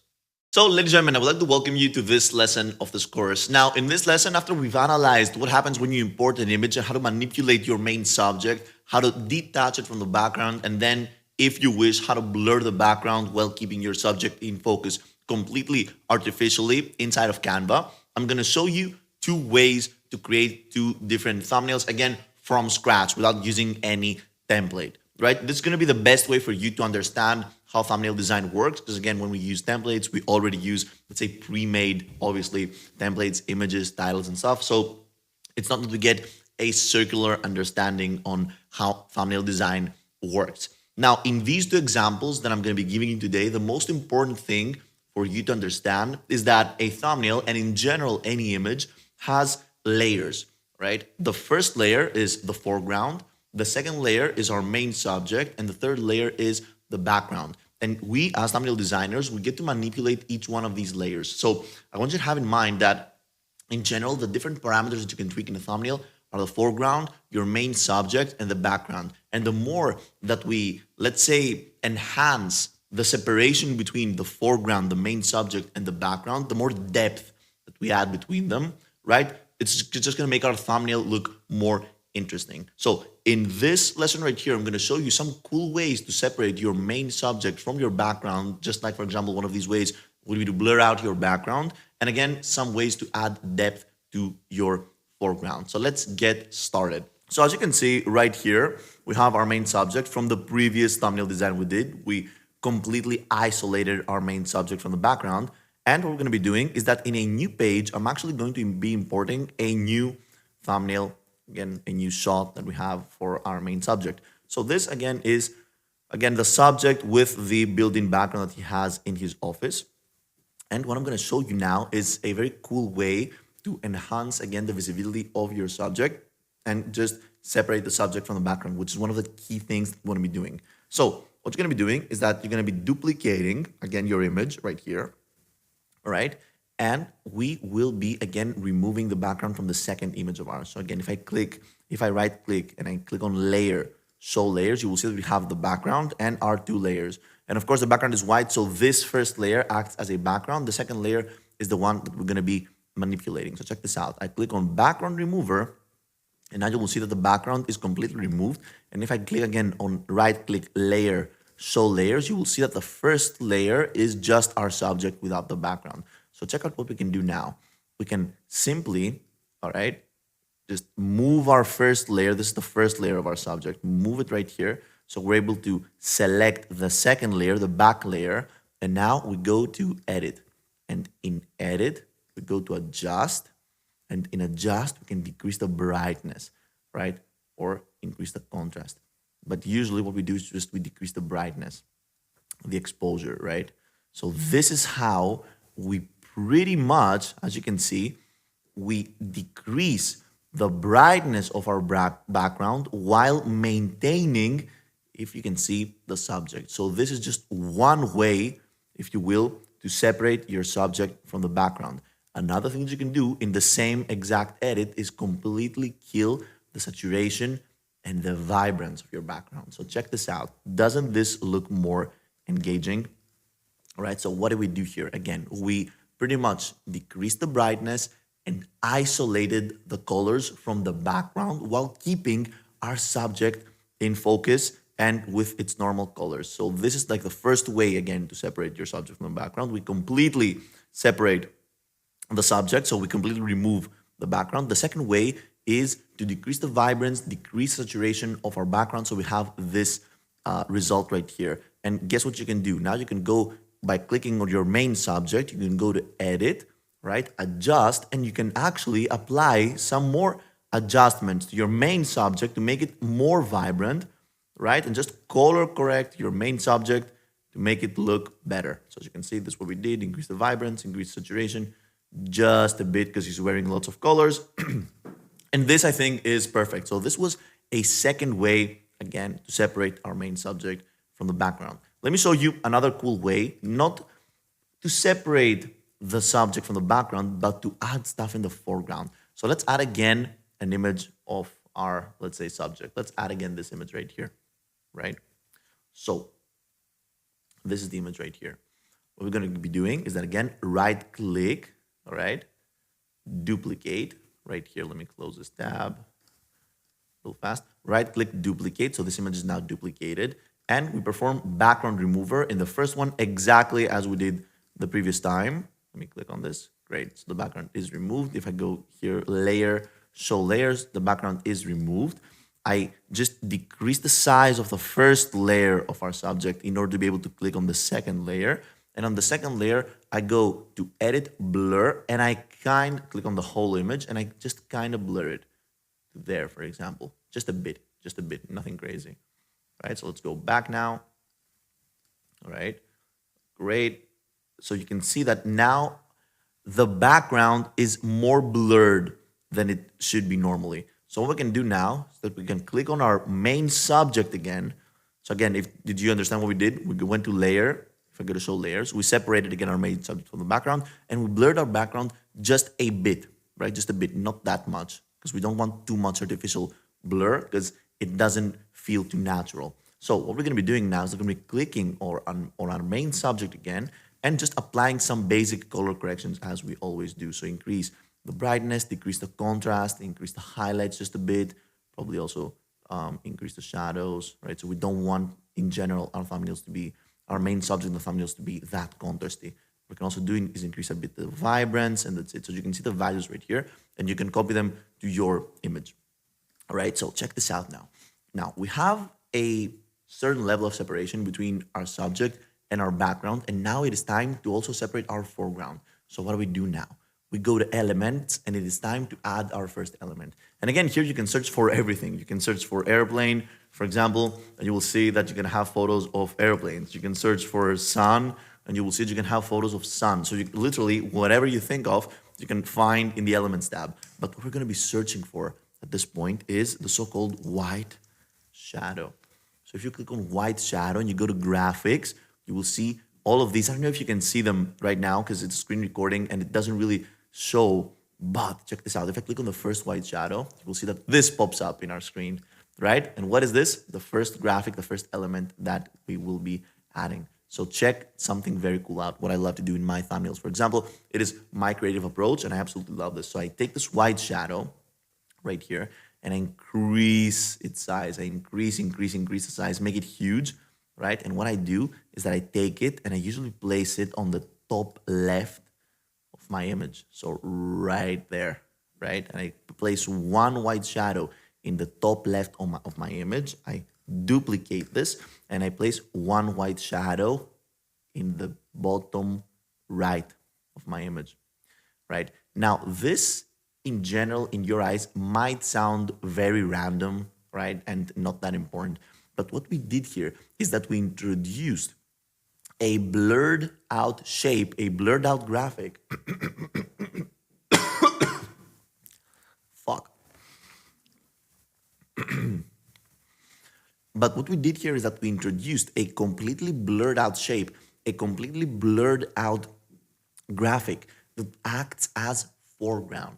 And it just adds to the separation of the foreground, the main subject, and the background. Because we didn't have foreground up until now. But now, these act as foreground. And they just introduce the element of depth to our image. So you can see foreground, main subject, background. We introduced more separation here. Do you want to see another cool way to separate your main subject from the foreground and the background? If we duplicate this page, check this out. Let's add one of these. You can see this. This is our huge white shadow, right? In a very simple way, what we can do is that in order to separate our main subject from our background and our foreground, what we want to do is that we just want to enhance, right, this effect of separation. And you can do this by simply placing one of these white shadows behind your main subject. So again, you source white shadow from here, you place it in the middle of your frame, right-click, layer, show layers, and you can see that we have all of these layers right here, right? So check what happens when I drag this shadow layer behind my main subject. Do you see this? And just as simple as that, we separated our main subject even more. Now, this might be too much, right? This might be too much, and it makes sense. So what if we want to potentially decrease, how bright this white shadow is? And by the way, this could work as a thumbnail, right? This could work as a thumbnail because there's never too much for a thumbnail. But what if we just want to, let's say, decrease how vibrant this white shadow is? So you can see that if I crop down my main subject, behind it is this white shadow. So if I click on the shadow and I go to transparency, you can see that I can actually check how much transparent I want my white shadow to be. So let's add transparency, say 60% rather than 100%. So now if I click on my main subject again, and drag it across my screen, you'll see just as simple as that, we have our main subject even more separated from our background. And here is the other shadow that we added, right? On the bottom right, I can duplicate this, right? And I can add the other one in the top left. And as simple as that, we created this new background from our main subject. How cool is that, right? And I don't think that it was that complicated. At the end of the day, what we did is that we introduced the element of white shadow. We learned how to manipulate, again, and how to pretty much enhance this dislocation of our main subject, the background and the foreground, while using the white shadow graphics. As you can see, this is the thumbnail that we created, and obviously it's not done yet. We have many elements to add, right? This is the second thumbnail in which we just added these shadows and we blurred the background even more without adding a white shadow behind our main subject. And you can see that, in my opinion, this thumbnail looks better, right? Then we have this thumbnail in which we completely, let's say, decrease the vibrance, decrease saturation from our background in order to make our main subject pop even more. And of course, this thumbnail right here in which there is absolutely no background. So all of these are ways to separate your subject from your background and your foreground, right? Now, what we're going to be doing in the next lesson of this course, now that we understand proper separation of our main subject, our foreground, and the background, is that we're going to be starting to add more graphics and more titles completely manually to start enhancing our thumbnails with, again, graphics, photographs, titles, and all that stuff. So more information about how to enhance our thumbnails even more with visual representation of what we're talking about in the video, it's going to be happening in the next lesson of this course. So, ladies and gentlemen, in this lesson of the course, again, as we mentioned in the conclusion of the previous lesson, we're going to be discussing about pretty much all of the different elements you can add to your thumbnails regardless of subject separation. So in this lesson, again, we're going to be discussing about adding graphics, adding titles, and enhancing the visual elements of your thumbnail even more to make it more persuasive and to intrigue the interest of your viewers. So let's get right into it. Now, we discussed about, again, obviously, main subject separation. We're not going to be doing this in this tutorial right here. We're going to be adding, right, a new image. So I'm going to be, again, performing this tutorial completely from scratch. And we have our image right here. So the first thing that we can obviously do, and I always recommend you to do, is to perform some kind of background separation. So let's duplicate this, right? And just simply remove the background from our subject exactly as we did in the previous lesson of this course. Now we're going to be clicking on our background and editing it just to decrease the brightness, right? And potentially also the contrast and the saturation and the vibrance, right?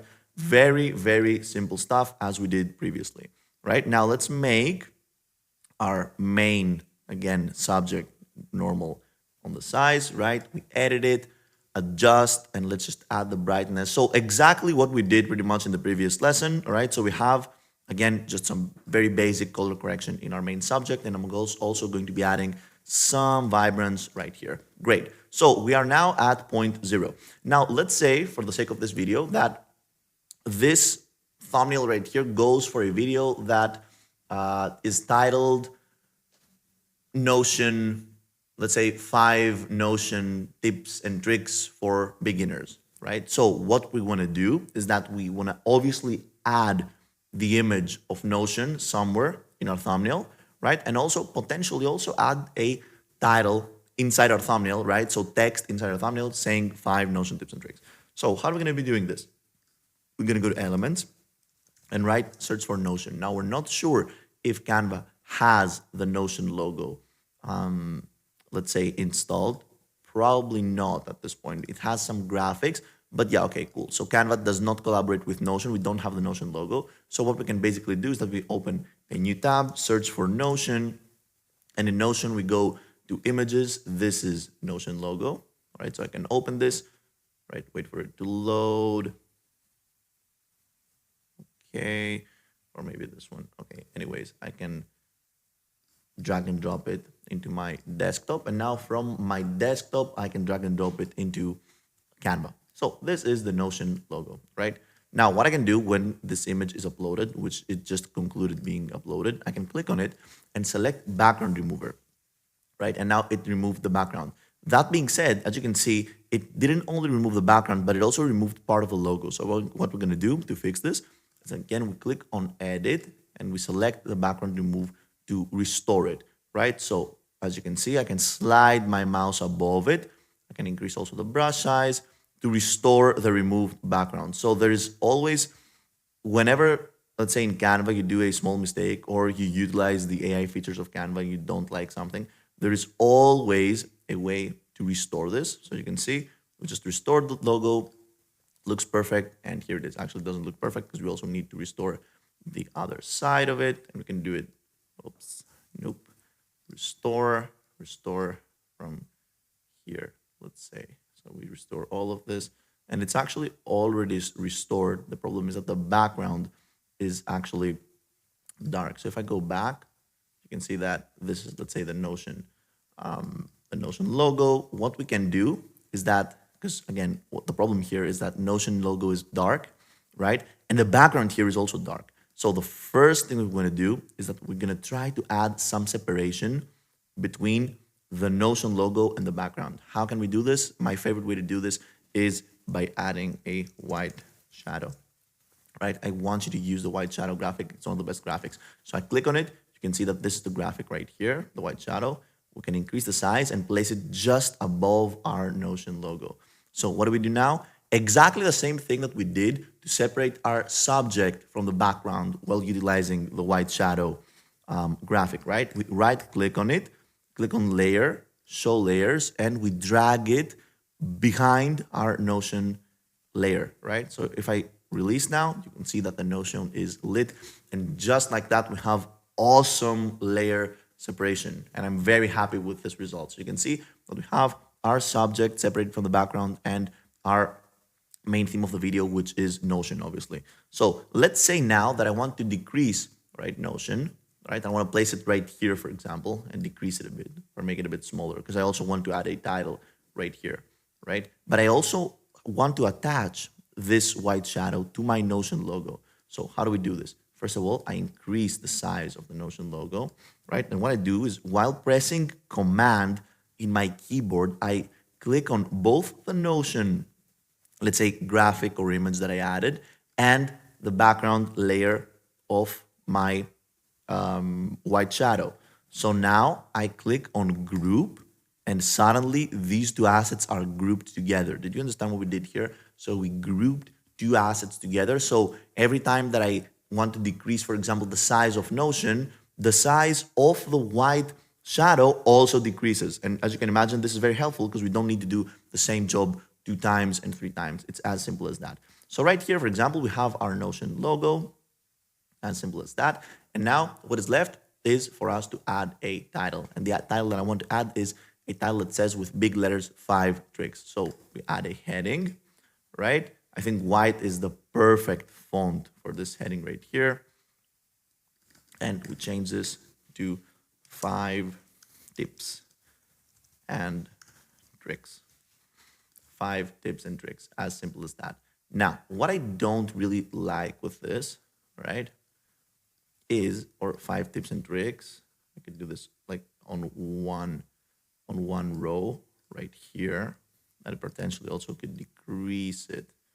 Now, check this out. If you want to move into the next level of thumbnail design, check this out. You see that behind our title, which we say 5 tips and tricks, there's this white, let's say, out of focus text in the monitor of our main subject. So what we want to do now is potentially make this title of ours more vibrant. So how can we do this? I can click on the title, right? And I can go to effects. And in the title effect, you can see that I can apply all of these effects. I can have a neon effect, a glitch effect, a non effect. But what I really like to do is that I love to add background. And what I want to do in this case, because you can see that we're really keeping the characteristics of this image right here black and white, because we have the black and white Notion logo, we have the black and white title. I want to keep it black and white. So what we're going to be doing is that I'm going to do it, the color of the background to white. And obviously now, right, you can't see anything because both our text color is white and the background color of the text is white. So I can click on it completely blindly, select everything. You can see that the text is still there. It's just the same color as the background. Go here, right, to the place in which we select the different colors of our title, and I click on black. So just like that, what did we do here exactly? Do you see how more vibrant this title feels like? All right, how more vibrant this title feels like just because we added this white background. And those obviously, those are things that you wouldn't know if you didn't have experience with thumbnails. For example, another thing that I know immediately from my experience with thumbnails is that we have lots of dead space here, right? And we're doing just brainstorming here. I'm thinking of this as we're editing this thumbnail. We have lots of dead space here. And this dead space, we want to utilize it somehow. We could actually position our main subject a bit more to the left. But check what happens when I position my main subject to the left. You can see that I have a main subject also in the background, which is just blurred out with our background. So we don't want to do this. We want to position everything more to the left. So how will we do that, right? You need also some ingenuity, right? You need to be creative to do this. I showed you a way to group two assets together. That's exactly what we're going to be doing right now. So I'm going to be decreasing the size of our main subject, right? In order for us to be able to group these two together, to select them together. We want to select our main subject and our background. So I'm going to click on our main subject, click Control in my keyboard.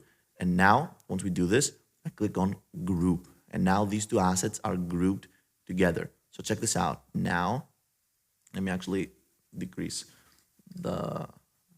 Okay, let me ungroup them. So I just don't want this first one that cropped right there, right? So I click on our subject. I click on the background while clicking Command.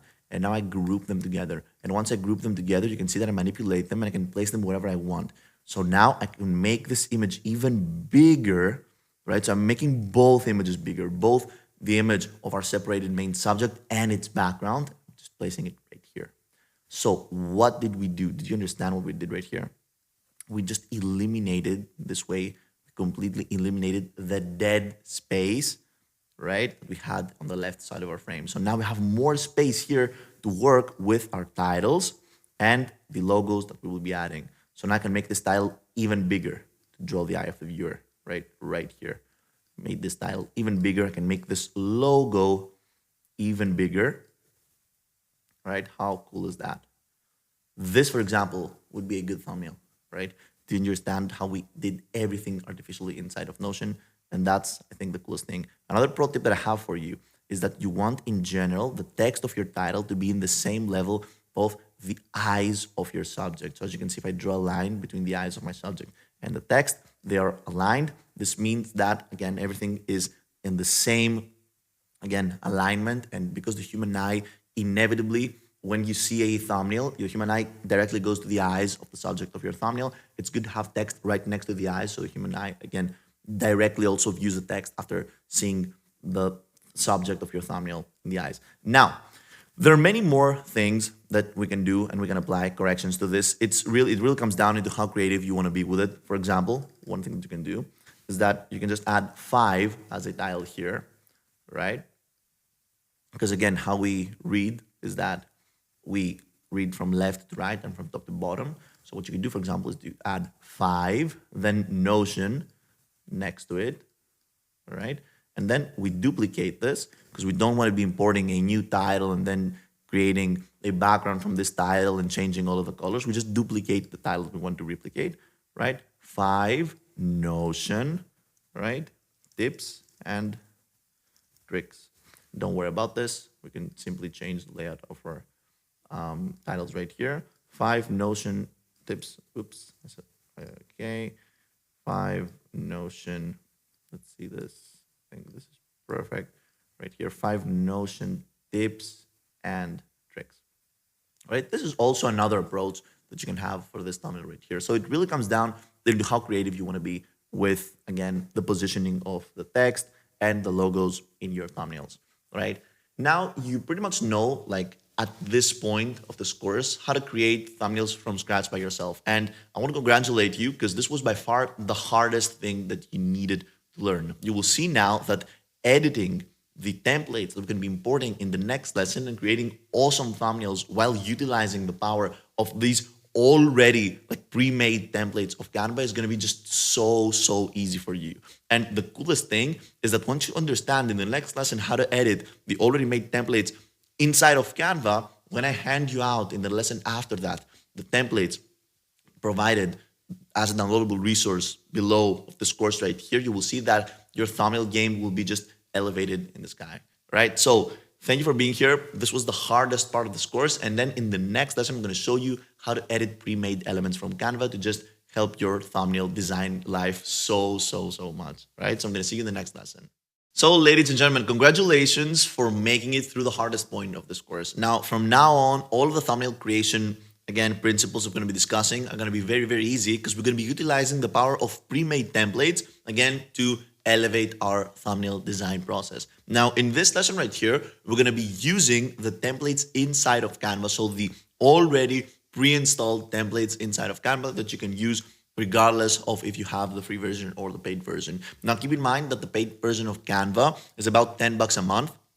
It's really worth it if you're a creator, by the way, to pay $10 a month to have access to all of these resources. You can have videos, stock videos, images, all of these thumbnail design principles that we're going to be applying, and all of the, let's say, graphics and templates are going to be completely for free. Okay, if you pay $10 a month, it's absolutely worth it. It's one of these tools that I absolutely urge people to purchase and to opt in if you guys are serious with content creation. And if in general you want to discover more things about Canva, I urge you to check out the 2025 complete Canva masterclass that I released a few weeks ago in this, again, profile of mine right here. So I'm very happy to have you here. Let's analyze how to utilize the power of Canva templates to elevate our thumbnail designs. So here we are, and these are all of the thumbnails that we created. Okay, up until this point, all of the principles that we discussed, which led up to this thumbnail of ours being created. Now, how do we utilize these templates? You can either add a new page right here, or you can directly go to the templates tab and browse all of the different templates. Now, in this case, the different designs, I'm sorry. So in this case, what we're going to be doing is that we're going to be checking out, and we're going to be hovering our mouse above all of these designs and see what perfectly fits the type of video that we're trying to create. So let's say, for example, we want actually to create a, let's think of a cool title of a video, 5 productivity hacks, right? So we want our subject, you can see that we have all of these subjects. So we're looking for a template, a design that would already fit us. For example, right, we would probably look for a thumbnail with more earthy tones, nothing crazy. This would be a good thumbnail, for example, right here. So whenever I see something that I like, whenever I see a thumbnail that I like, and I think that it would fit the type of video that I'm trying to create, I click on it, right? And I source it. So we just sourced it. Let's try to source 2 or 3 different designs so we can work on that. For example, you can see that right here, once we source a thumbnail, Canva automatically suggests other designs that are similar to the one that we sourced. For example, if we're talking about productivity, this right here could also be a good design. Let's add a new page and let's keep sourcing and keep sourcing so we have more things to work with, right? Let's go back and keep sourcing. What we can also do is that we can search on the keywords right here for productivity, right? Productivity. And let's see which templates we have. So we have these templates, these templates. These are all good templates right here, which we can really utilize. What I want to do is that because we have these images of our subject and because we shot these images, I want to see thumbnails in which the subject is in a similar positioning, right? And not very far away. So for example, this could work. This could also work. Let's actually source this one, right? So this could also work. Okay, and I think this would be enough. So how would we go through to change these thumbnails right here? It's very simple. So we already have, let's say, a background separation, a foreground separation, and all that stuff. So what we're going to be doing is that pretty much we're going to be clicking on uploads if we want to source our subject again. And let's see which one of these images that we have created works perfectly with this thumbnail right here. So we want an image of our subject being secure, for example, and being confident, because we're talking about a productivity, let's say, tutorial on YouTube. So we obviously don't want our subject to be bad or something. Potentially we could do this actually in the second video, right? So let's see. I think that this image would work perfectly, right? So you can see the layers are kind of messed up. So let me click on right click, layer, show layers, and bring this right here. So make this the first layer, right? So now we make this, one second, we make this even bigger. From here, we drag this, we make this bigger, right? And we do the very common principle of removing the background, right? So the background seems like it is removed, but actually you can see that it didn't do a great job removing the backgrounds because we have these two, let's say, ears from the chair. 2 ways to change this. You either go to magic eraser, you click, right? You click on click and you pretty much select or actually, no, it can't do it. Can be done with the magic eraser, potentially with the brush. Oh, the magic eraser isn't to erase stuff actually. So let's go to magic remover, right? Erase, and we can select the brush. And with the brush, okay, we can go through and erase manually the chair behind our subject. Sometimes, sometimes this is actually needed. Potentially I can zoom in. So we can zoom in from here, decrease the brush size, just to go into the details here. And listen, at some point in your thumbnail career in Canva, you will have a failure of a background removal. And there are two ways to tackle this. The first one is to try it again, right? And the second one is just manually restore all of the problems. And back in the day, keep in mind that when I was editing thumbnails, because again, I've been a content creator for many years now, back in the day before all of these AI applications, so I did a small mistake here, I press Command Z, and we can source everything back. Back in the day, I used to do all of these things like completely manually. So I'm actually it's not my first time editing a thumbnail, let's say completely manually. Right now, for the sake of this tutorial right here, I'm not gonna go into huge detail on how I remove the background like manually of the subject, but you get the point. So again, you just go here, all of the grooves, make sure you just delete everything. And of course, like the other way to do this is that we could source it again. We could like import our thumbnail again and ask the background to be removed one more time. That being said, okay, I think this looks good for demonstrative purposes. You get the point. So let's also do it here, right here. Cool, great. So this is our subject. Now we're facing a series of problems, which of course we are called to solve. The first one is that the title is on the left side of the screen, whereas our subject is pointing on the right side. Two ways to do this. We either select the title and we group everything together, right? So from here, group, bring everything to the left, to the right side, and then move our subject to the right, or we need to flip our subject. Before we flip our subject, let me go ahead and edit it. So I go to edit, adjust, increase the brightness, all right? The typical things that we did previously. I just want the subject to be well lit. So we increase the brightness, we decrease the contrast just a bit there. Let me also increase the vibrance a bit. Perfect, right? So here we are. Two ways to, again, position our thumbnail correctly. The first one is to have our subject here and title here. The second one is to flip our subject. Before we do that, let's check this out. So as you can see, the background, we need to detach it as an image because we don't want this subject. We want to replace the subject with ours. So I detach this image from the background, right? And now we do not have to use this image. So we can delete this. And now the background is completely deleted. Check this out. Now, what do? We want our subject to be pointing in the title. So I click on it, click on flip, flip horizontal, and there you go. Our subject is now pointing in the title. Now, as a thumbnail designer, multiple times, you will be asked to solve some of, let's say, multiple micro problems, as I like to call them. A micro problem that we're having in the case of this thumbnail right here is the fact that you can see that the background removal wasn't as successful. And the problem here is that you can kind of see like the background that isn't perfectly removed. So how do we solve this? This happens due to the fact that our background is completely white and it just makes a huge contrast with our subject. So what I would like to do now is to go, for example, on elements and search for gray background, right? And if you go to photos, you will have all of these different gray backgrounds here. Let me click to source one for, let's say, demonstrative purposes here. You can see we have this gray background. What I really like to do, right, is that I like to add this as the background of my image. So make it large and add this as a background. So set image as a background and click on the background again, potentially go to edit, right? Blur. And I also like to blur my background a bit, just a bit right there.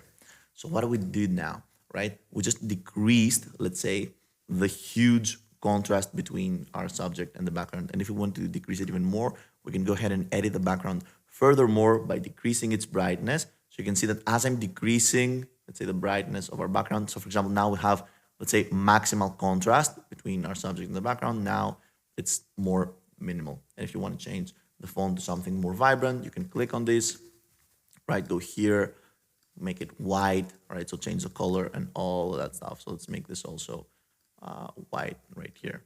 So how to be a minimalist, this could work as a thumbnail. The same thing can be applied in the second one. So for example, what is work-life balance? You can see we have this lady right here with the what is work-life balance. Now we can change obviously this to how to be more productive, right? So we just changed the style to what we want, and you can see we have the same fonts, and it's already proven because these designs were made by professionals. It's already proven that this font with this background and this animation right here and this, okay, let's say YouTube video, how to be more productive, right? It's proven that all of these assets and all of these elements that were added in this thumbnail right here work perfectly. So we don't need to stress about if this works, if it doesn't work. So what the first thing we do whenever we source a design is that we completely remove the main subject. And now it's time to source one of our subjects, right? So we have all of these subjects that we could directly copy and paste for previous thumbnails of ours, but we can also go to uploads and start sourcing this one, for example, right? We make this image a bit larger and I go ahead and remove the background, right? So the background is removed. We have the same issue right here, right? With the head of the chair not being removed. And this again happened due to the fact that our subject didn't shoot the images with the principles that I told you. So if you can recall, in the beginning of this course, I gave you some examples on how to shoot your thumbnails. And I told you that we need separation between yourself and the background. So we need clear separation, wear different colors, right? Just because if our subject, when we photograph our thumbnails and when we produce the images isn't separated from the background, then potentially in the background removal, let's say process, we might have some problems. That being said, this thumbnail actually isn't that bad. You can see that we had our subject in this pose being kind of stressed. You can see that his mind is kind of cluttered. And now this title also would says how to be more productive. And paired with a great YouTube title, this could also be a good thumbnail. Right here, for example, again, what we could do is that we can immediately delete our subject and start uploading another, let's say, photo of ours. So we upload this photo, we go ahead and remove the background of our subject immediately. And now check this out. It did us the favor and removed also the chair, right? So what we can do now is we'll go ahead and flip horizontal, place it right here, right? And check this out. There you go. This thumbnail is done already, right? So just like that, it's so easy to edit with already pre-made thumbnails, right? So top productivity hacks for, let's say, creators. So you can see that already all of the titles are pre-made, all of the assets are pre-made, the colors are pre-made. What I would do in this case that I would potentially also change the color of the background. Let me actually go back. I would potentially change the color of the background simply because you can see that he wears a red shirt, right? Because I know that we want to have our colors in general in our thumbnails to be contrasty, especially between the background and our main subject. And I know that green is a contrasty color to red. So what I would do is I would add one of these greens, for example, right here.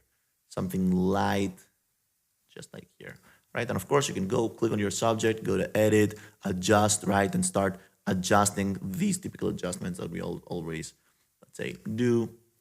Increase the vibrance a bit, just like that, right there. Right, so this is also a thumbnail. So check this out. Just in 10 minutes, we created like one thumbnail, two thumbnails. We didn't even edit this. So we can go ahead and just edit this thumbnail again. You can see I always increase the subject. I increase the brightness. I decrease the contrast. I increase the highlights. I increase the shadows just a bit, and I also increase the vibrance. And this is how I like to color correct very, very fastly. So check this out. Thumbnail 1, thumbnail 2, just like that. Thumbnail 3, thumbnail 4, and all of these we created in such a short amount of time. Now, these were the already made designs inside of Canva. Now, in the next lesson, you're going to be absolutely amazed because I'm going to show you how to edit the templates that I'm providing you in this course right here. You can find in the resources page of this course. I'm very happy to have you here, right? And the fun part of this whole thumbnail design process and the coolest part of this, again, whole thumbnail design process begins right now. So I'm going to see you in the next lesson of this course. So ladies and gentlemen, I would like to welcome you to the final lesson of this course, in which I'm going to show you how to apply all of the different thumbnail principles that we discussed in all of the previous lessons of this course to the final template that I'm going to be giving you again in the resources tab of this course right here. Now, once you enter this template completely for free again, you will have access to the different selections of thumbnails that we also analyzed in one of the first lessons of this course. Now it is time that we actually go ahead and import our subjects, right? And we get to tweak these thumbnails to our preference. So this is exactly what we're doing in this final video right here. You will see that by the end of this video, everything will make sense. You will be able to connect all of the dots. And again, by leveraging all of the different thumbnail principles that we discussed about, and you leveraged and you made sure to understand, it's going to be so easy to create flawless thumbnails in this conclusive episode of this course right here. So I'm very happy to have you here. Let's launch Canva. Let me show you exactly what I'm talking about. So this right here is, of course, the preface. Once you enter the templates that I gave you, all of these are the different templates. And we've been through these templates, right? We already analyzed them. You can have, these are the subjects we're going to be replacing. And let's actually go ahead and create, again, exactly each and every single one of these thumbnails. We're going to start with this thumbnail right here. So how do you go ahead and enter and edit this template? Exactly as we edited the different designs, right, previously in this, again, course. You go ahead and delete the main subject, which obviously it's like this PNG image. So it's just here for demonstrative purpose to show you where your subject should go. You go ahead and delete this, right? And in the uploads tab, you will see that you have all of those images that you shot. And again, you try to find an image that perfectly fits this occasion. In our case, we could leverage this, for example, right here, right? And in this case, the first thing we do always is that we remove the background. So the background is removed. We'll make this image bigger, right? So right here, for example, I think this is perfect. Let's not cut out his top of the head. Right here, I would place this. I would place this right here. What is the first thing we would do? Because in this, again, conclusive lesson of this course, I'm going to show you how to create the best, absolute best thumbnails that you could have in this case. So we would edit this, right? And of course, start with the adjustments. Increase the brightness, decrease the contrast, increase the highlights, increase the shadows, right? Just a bit, increase the vibrance. We might even increase the highlights a bit more. And you already see that we already have a good separation between our subject and the background, just because the background is completely dark and our subject is actually wears more colorful clothes. He's wearing a red hoodie. So again, obviously, like, I'm not asking you to edit this thumbnail right here if you don't have a video that applies to this thumbnail. So for example, this graphic right here is a stock going downwards and this graphic is a stock going upwards. So we're here to compare two different things. So this mostly applies to a finance YouTube channel. That being said, we have the ability to change this right here. So for example, even if it's like some productivity or self-improvement YouTube channel, you could go like less, for example, sugar, all right, in your food. If you're talking about, let's say, a video between what you should eat for optimal productivity, you could decrease sugar levels, right? Sugar, copy this, paste it, right? That's sugar levels, right? Let me just put this here, decrease the size a bit. So down sugar levels, up protein, for example. I'm just giving you some random examples, helping you brainstorm. Just that this doesn't only, let's say, apply for finance YouTube channels, right? So this is something that you could do, for example.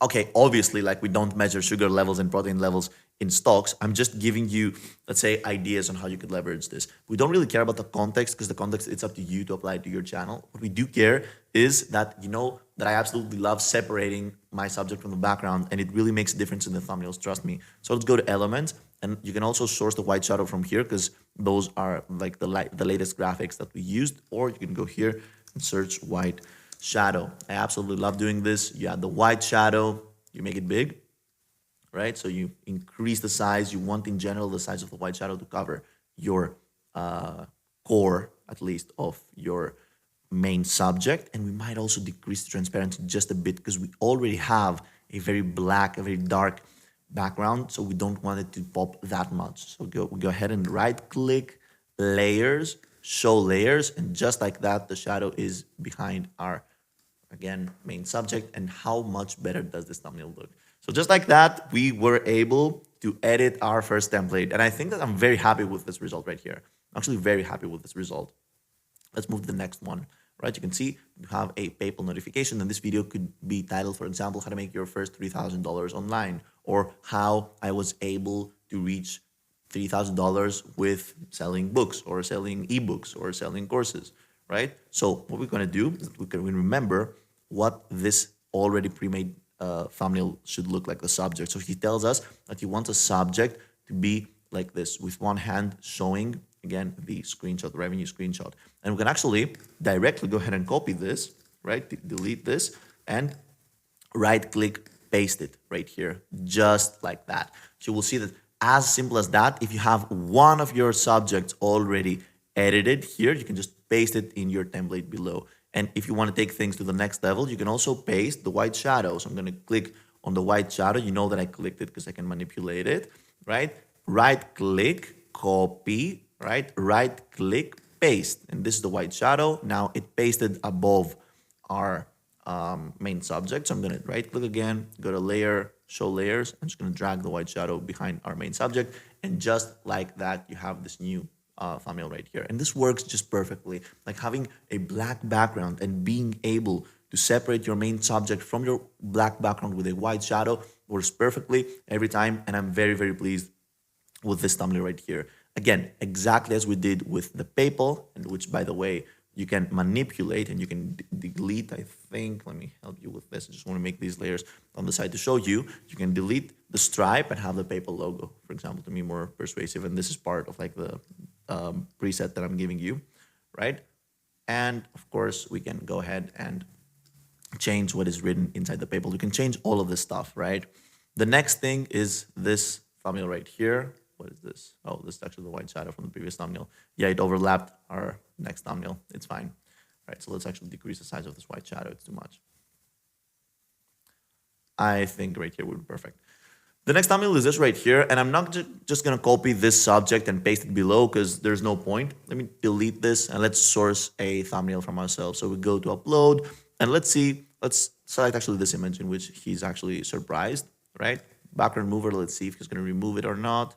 Right? Yep, it actually removed also the seat, regardless from the fact that this wasn't a greatly shot thumbnail.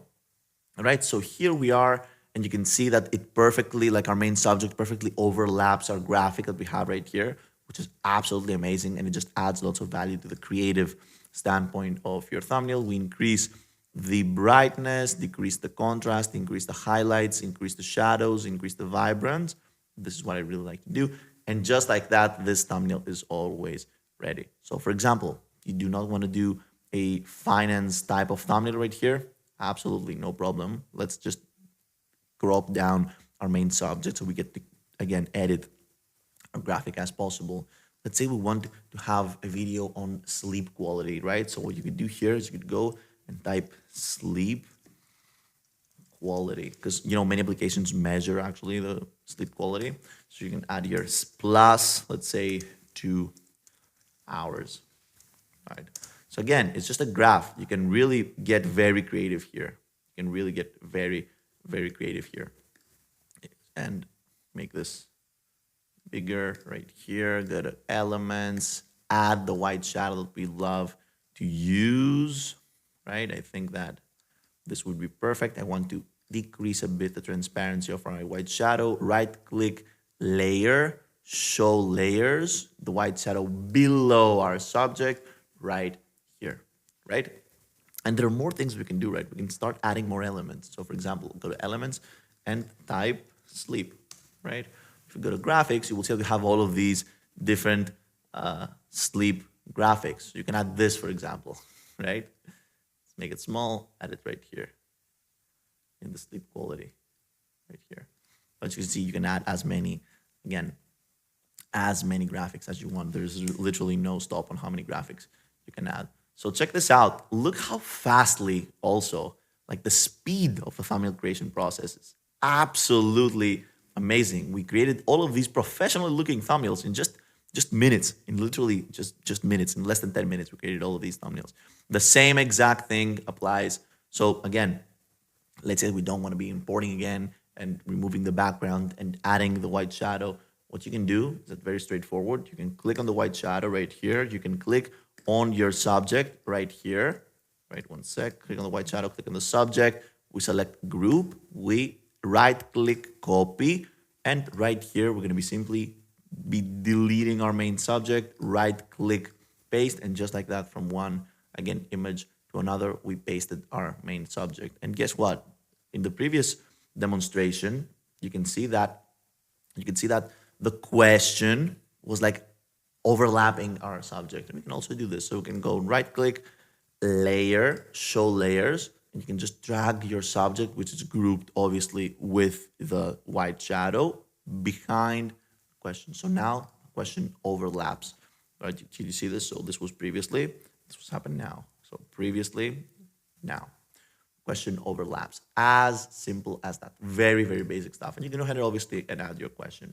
So for example, how many hours did you sleep? If we're talking about sleep productivity or something like this, right? You got to get creative with this, right? So how many hours did, or how many sleep hours, right? This is just another thumbnail we just created like this. You get the point. I'm not going to get into too much detail and edit every single one of these thumbnails. What I want to actually show you is how to edit one of these thumbnails right here, because these thumbnails are very, very important and very, very vibrant, right? And it makes difference. So these are the type of thumbnails that you want to be, again, manipulating by yourself. I think that you now know the principles on how to manipulate them. I don't need to spend, again, time going through every single one of these thumbnails, right? But this, for example, would be another cool thumbnail for you to edit, right? So we unlock it, right? And we go ahead and delete, for example, the main subject. We can also delete this, or let's keep this for now. We go to uploads, right? And we click on one of these images right here. Let's click on this.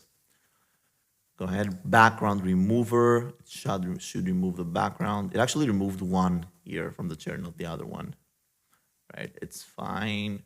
No, I actually want a more confident image of his. So let's use, for example, let's try this, right? Background remover. Immediately the background is removed and it's already rendered because we have removed the background of the same image in the same project. Right here, we make this larger, right? And check this out, for example. Let's go a bit a cappella and let's try to improvise. So I click this, I place it right here. I go to flip horizontally so he looks at the other side. And I actually like this font right here. So let me go ahead and tweak this. So let's say that you're doing a growth guide. Oh, so investing tutorial, right? Investing. You can see how well the white lettering contrasts with the dark background. And it's not, by the way, accidental that this black background has this grid type of, again, animation behind it. You can see that, again, the lettering should be the same level with the eyes of the subject. Investing, let's say investing 101, right? Investing 101, there you go. So this could be an amazing thumbnail. You feel like something's missing from this thumbnail right here? I can read your mind. You want to add a white shadow. Okay, I really love adding white shadows, and I urge you to do the exact same thing. It works every single time, like a miracle, right? So here's a white shadow. We'd like to decrease its transparency a bit. Go to layer, show layers behind our subject right here, and there you have it, the white shadow. Actually, in this case, I don't really like the white shadow that much, simply because it just decreases, let's say, the vibrancy of the green of this exponential growth, right? Which I actually am not a huge fan of. Another thing you could do is change the color of investing to total black, as well as 101, just make them total black, and go to effects, add a white background. This also works miracles. So add a white background. Of course, we have some document colors, so we can also add the exact same background with this vibrant green, so it also gives us this opportunity. But white background, I think it works perfectly. And I'm going to add the exact same effect to the 101. So background, go to background, add white. I kind of like this. I kind of like this more actually now. So investing, big letters in the eye level, perfect, 101. right? There you go. That's actually a good thumbnail if you're doing an investing masterclass, right? And of course, we have these animations right here, and these are, again, multiple different animations. Let me unlock this, right? So we can delete our main subject, and all of these are different icons that you can go ahead and tweak. So you can delete them if you don't want them, and let's add some more icons. So for example, let's take this, right? Group it. Should we group it with the shadow? Yeah, let's do that, right? So I'm clicking on this. I'm grouping it with the shadow.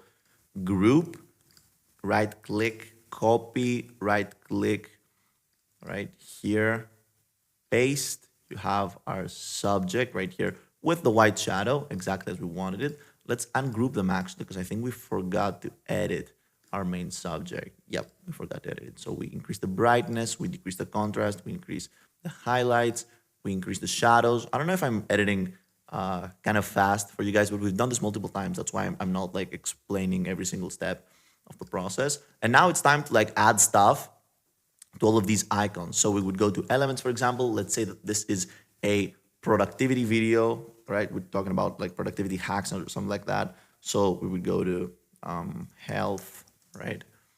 Health, go to graphics, and we would add some dark graphics of health. So this, for example, would be an indication if it was a productivity video titled how to be more productive in 2025. Managing your heart health, for example, would be like something that you could apply and would intrigue the viewers. Or for example, running. Let's see if there are graphics on running. Yeah, there are, right? So let's see a graphic. That's cool. This is also a cool graphic, right? Running, right? Here, for example, and we could add notes, right? Or journaling. Let's see if we have, okay, this could be a graphic. So we're looking just for, again, dark graphics that are black, so they contrast with the, again, with the white blocks that we have. I don't really like this because it's not that bold. Let's use this, which is journaling, right? And being accountable. Another thing would be, for example, content, right? So you add video, go here, graphics, and you can see, you select this, right? I'm just honestly just brainstorming from the top of my head, but you get the point, right? So you go to videos, you can go to car, so like buying a car or something to be, for you to be more easy to commute. You just want all of the shapes that you're going to be adding in these boxes to be, similar, right? And finally, right here, let's also add salad. I guess salad has colors, so it's kind of hard to visualize a salad with total black. This could be it. Cool. Right here, right? So again, this is for, let's say, demonstrative videos in which you go through, for example, a series of different tips and tricks you can apply and for a specific goal, right? Very simple, not really too much context in the thumbnail, but this isn't always bad because we discussed about the fact that some thumbnails need to intrigue the viewers. So if you add a title to this video and the title is, for example, 5 things that made me a millionaire in 2025, if you obviously are, or like 5 things that changed my life in 2025, 6 things that changed my life in 2025, this will kind of intrigue your viewers, right? Because they're going to be like, wow, I see a car, I see YouTube, I see a salad, I see someone running. I want to click on this video. So thank you very much for being with me up until the end of the session right here. I'm going to see you in the thank you note of this course. So I would like to personally thank you for sticking up until the end of this course. My goal with this course right here would be for you guys to be able to, again, anything that you visualize in your brain, bring it to reality with all of the knowledge and all the tools that I gave you in this course right here. I want the only limitation for your creative ability for you to be your mind, right? I don't want you to be limited with the tools. I don't want you to be limited from all of the things that you can apply in Canva. The only limitation that I want you to have is your mind. So it all comes down into being more creative and being able to imagine more thumbnails because you already have the tools and you have the knowledge to apply them and bring them to reality. So this course started with a theoretical part, then it ended with a practical part.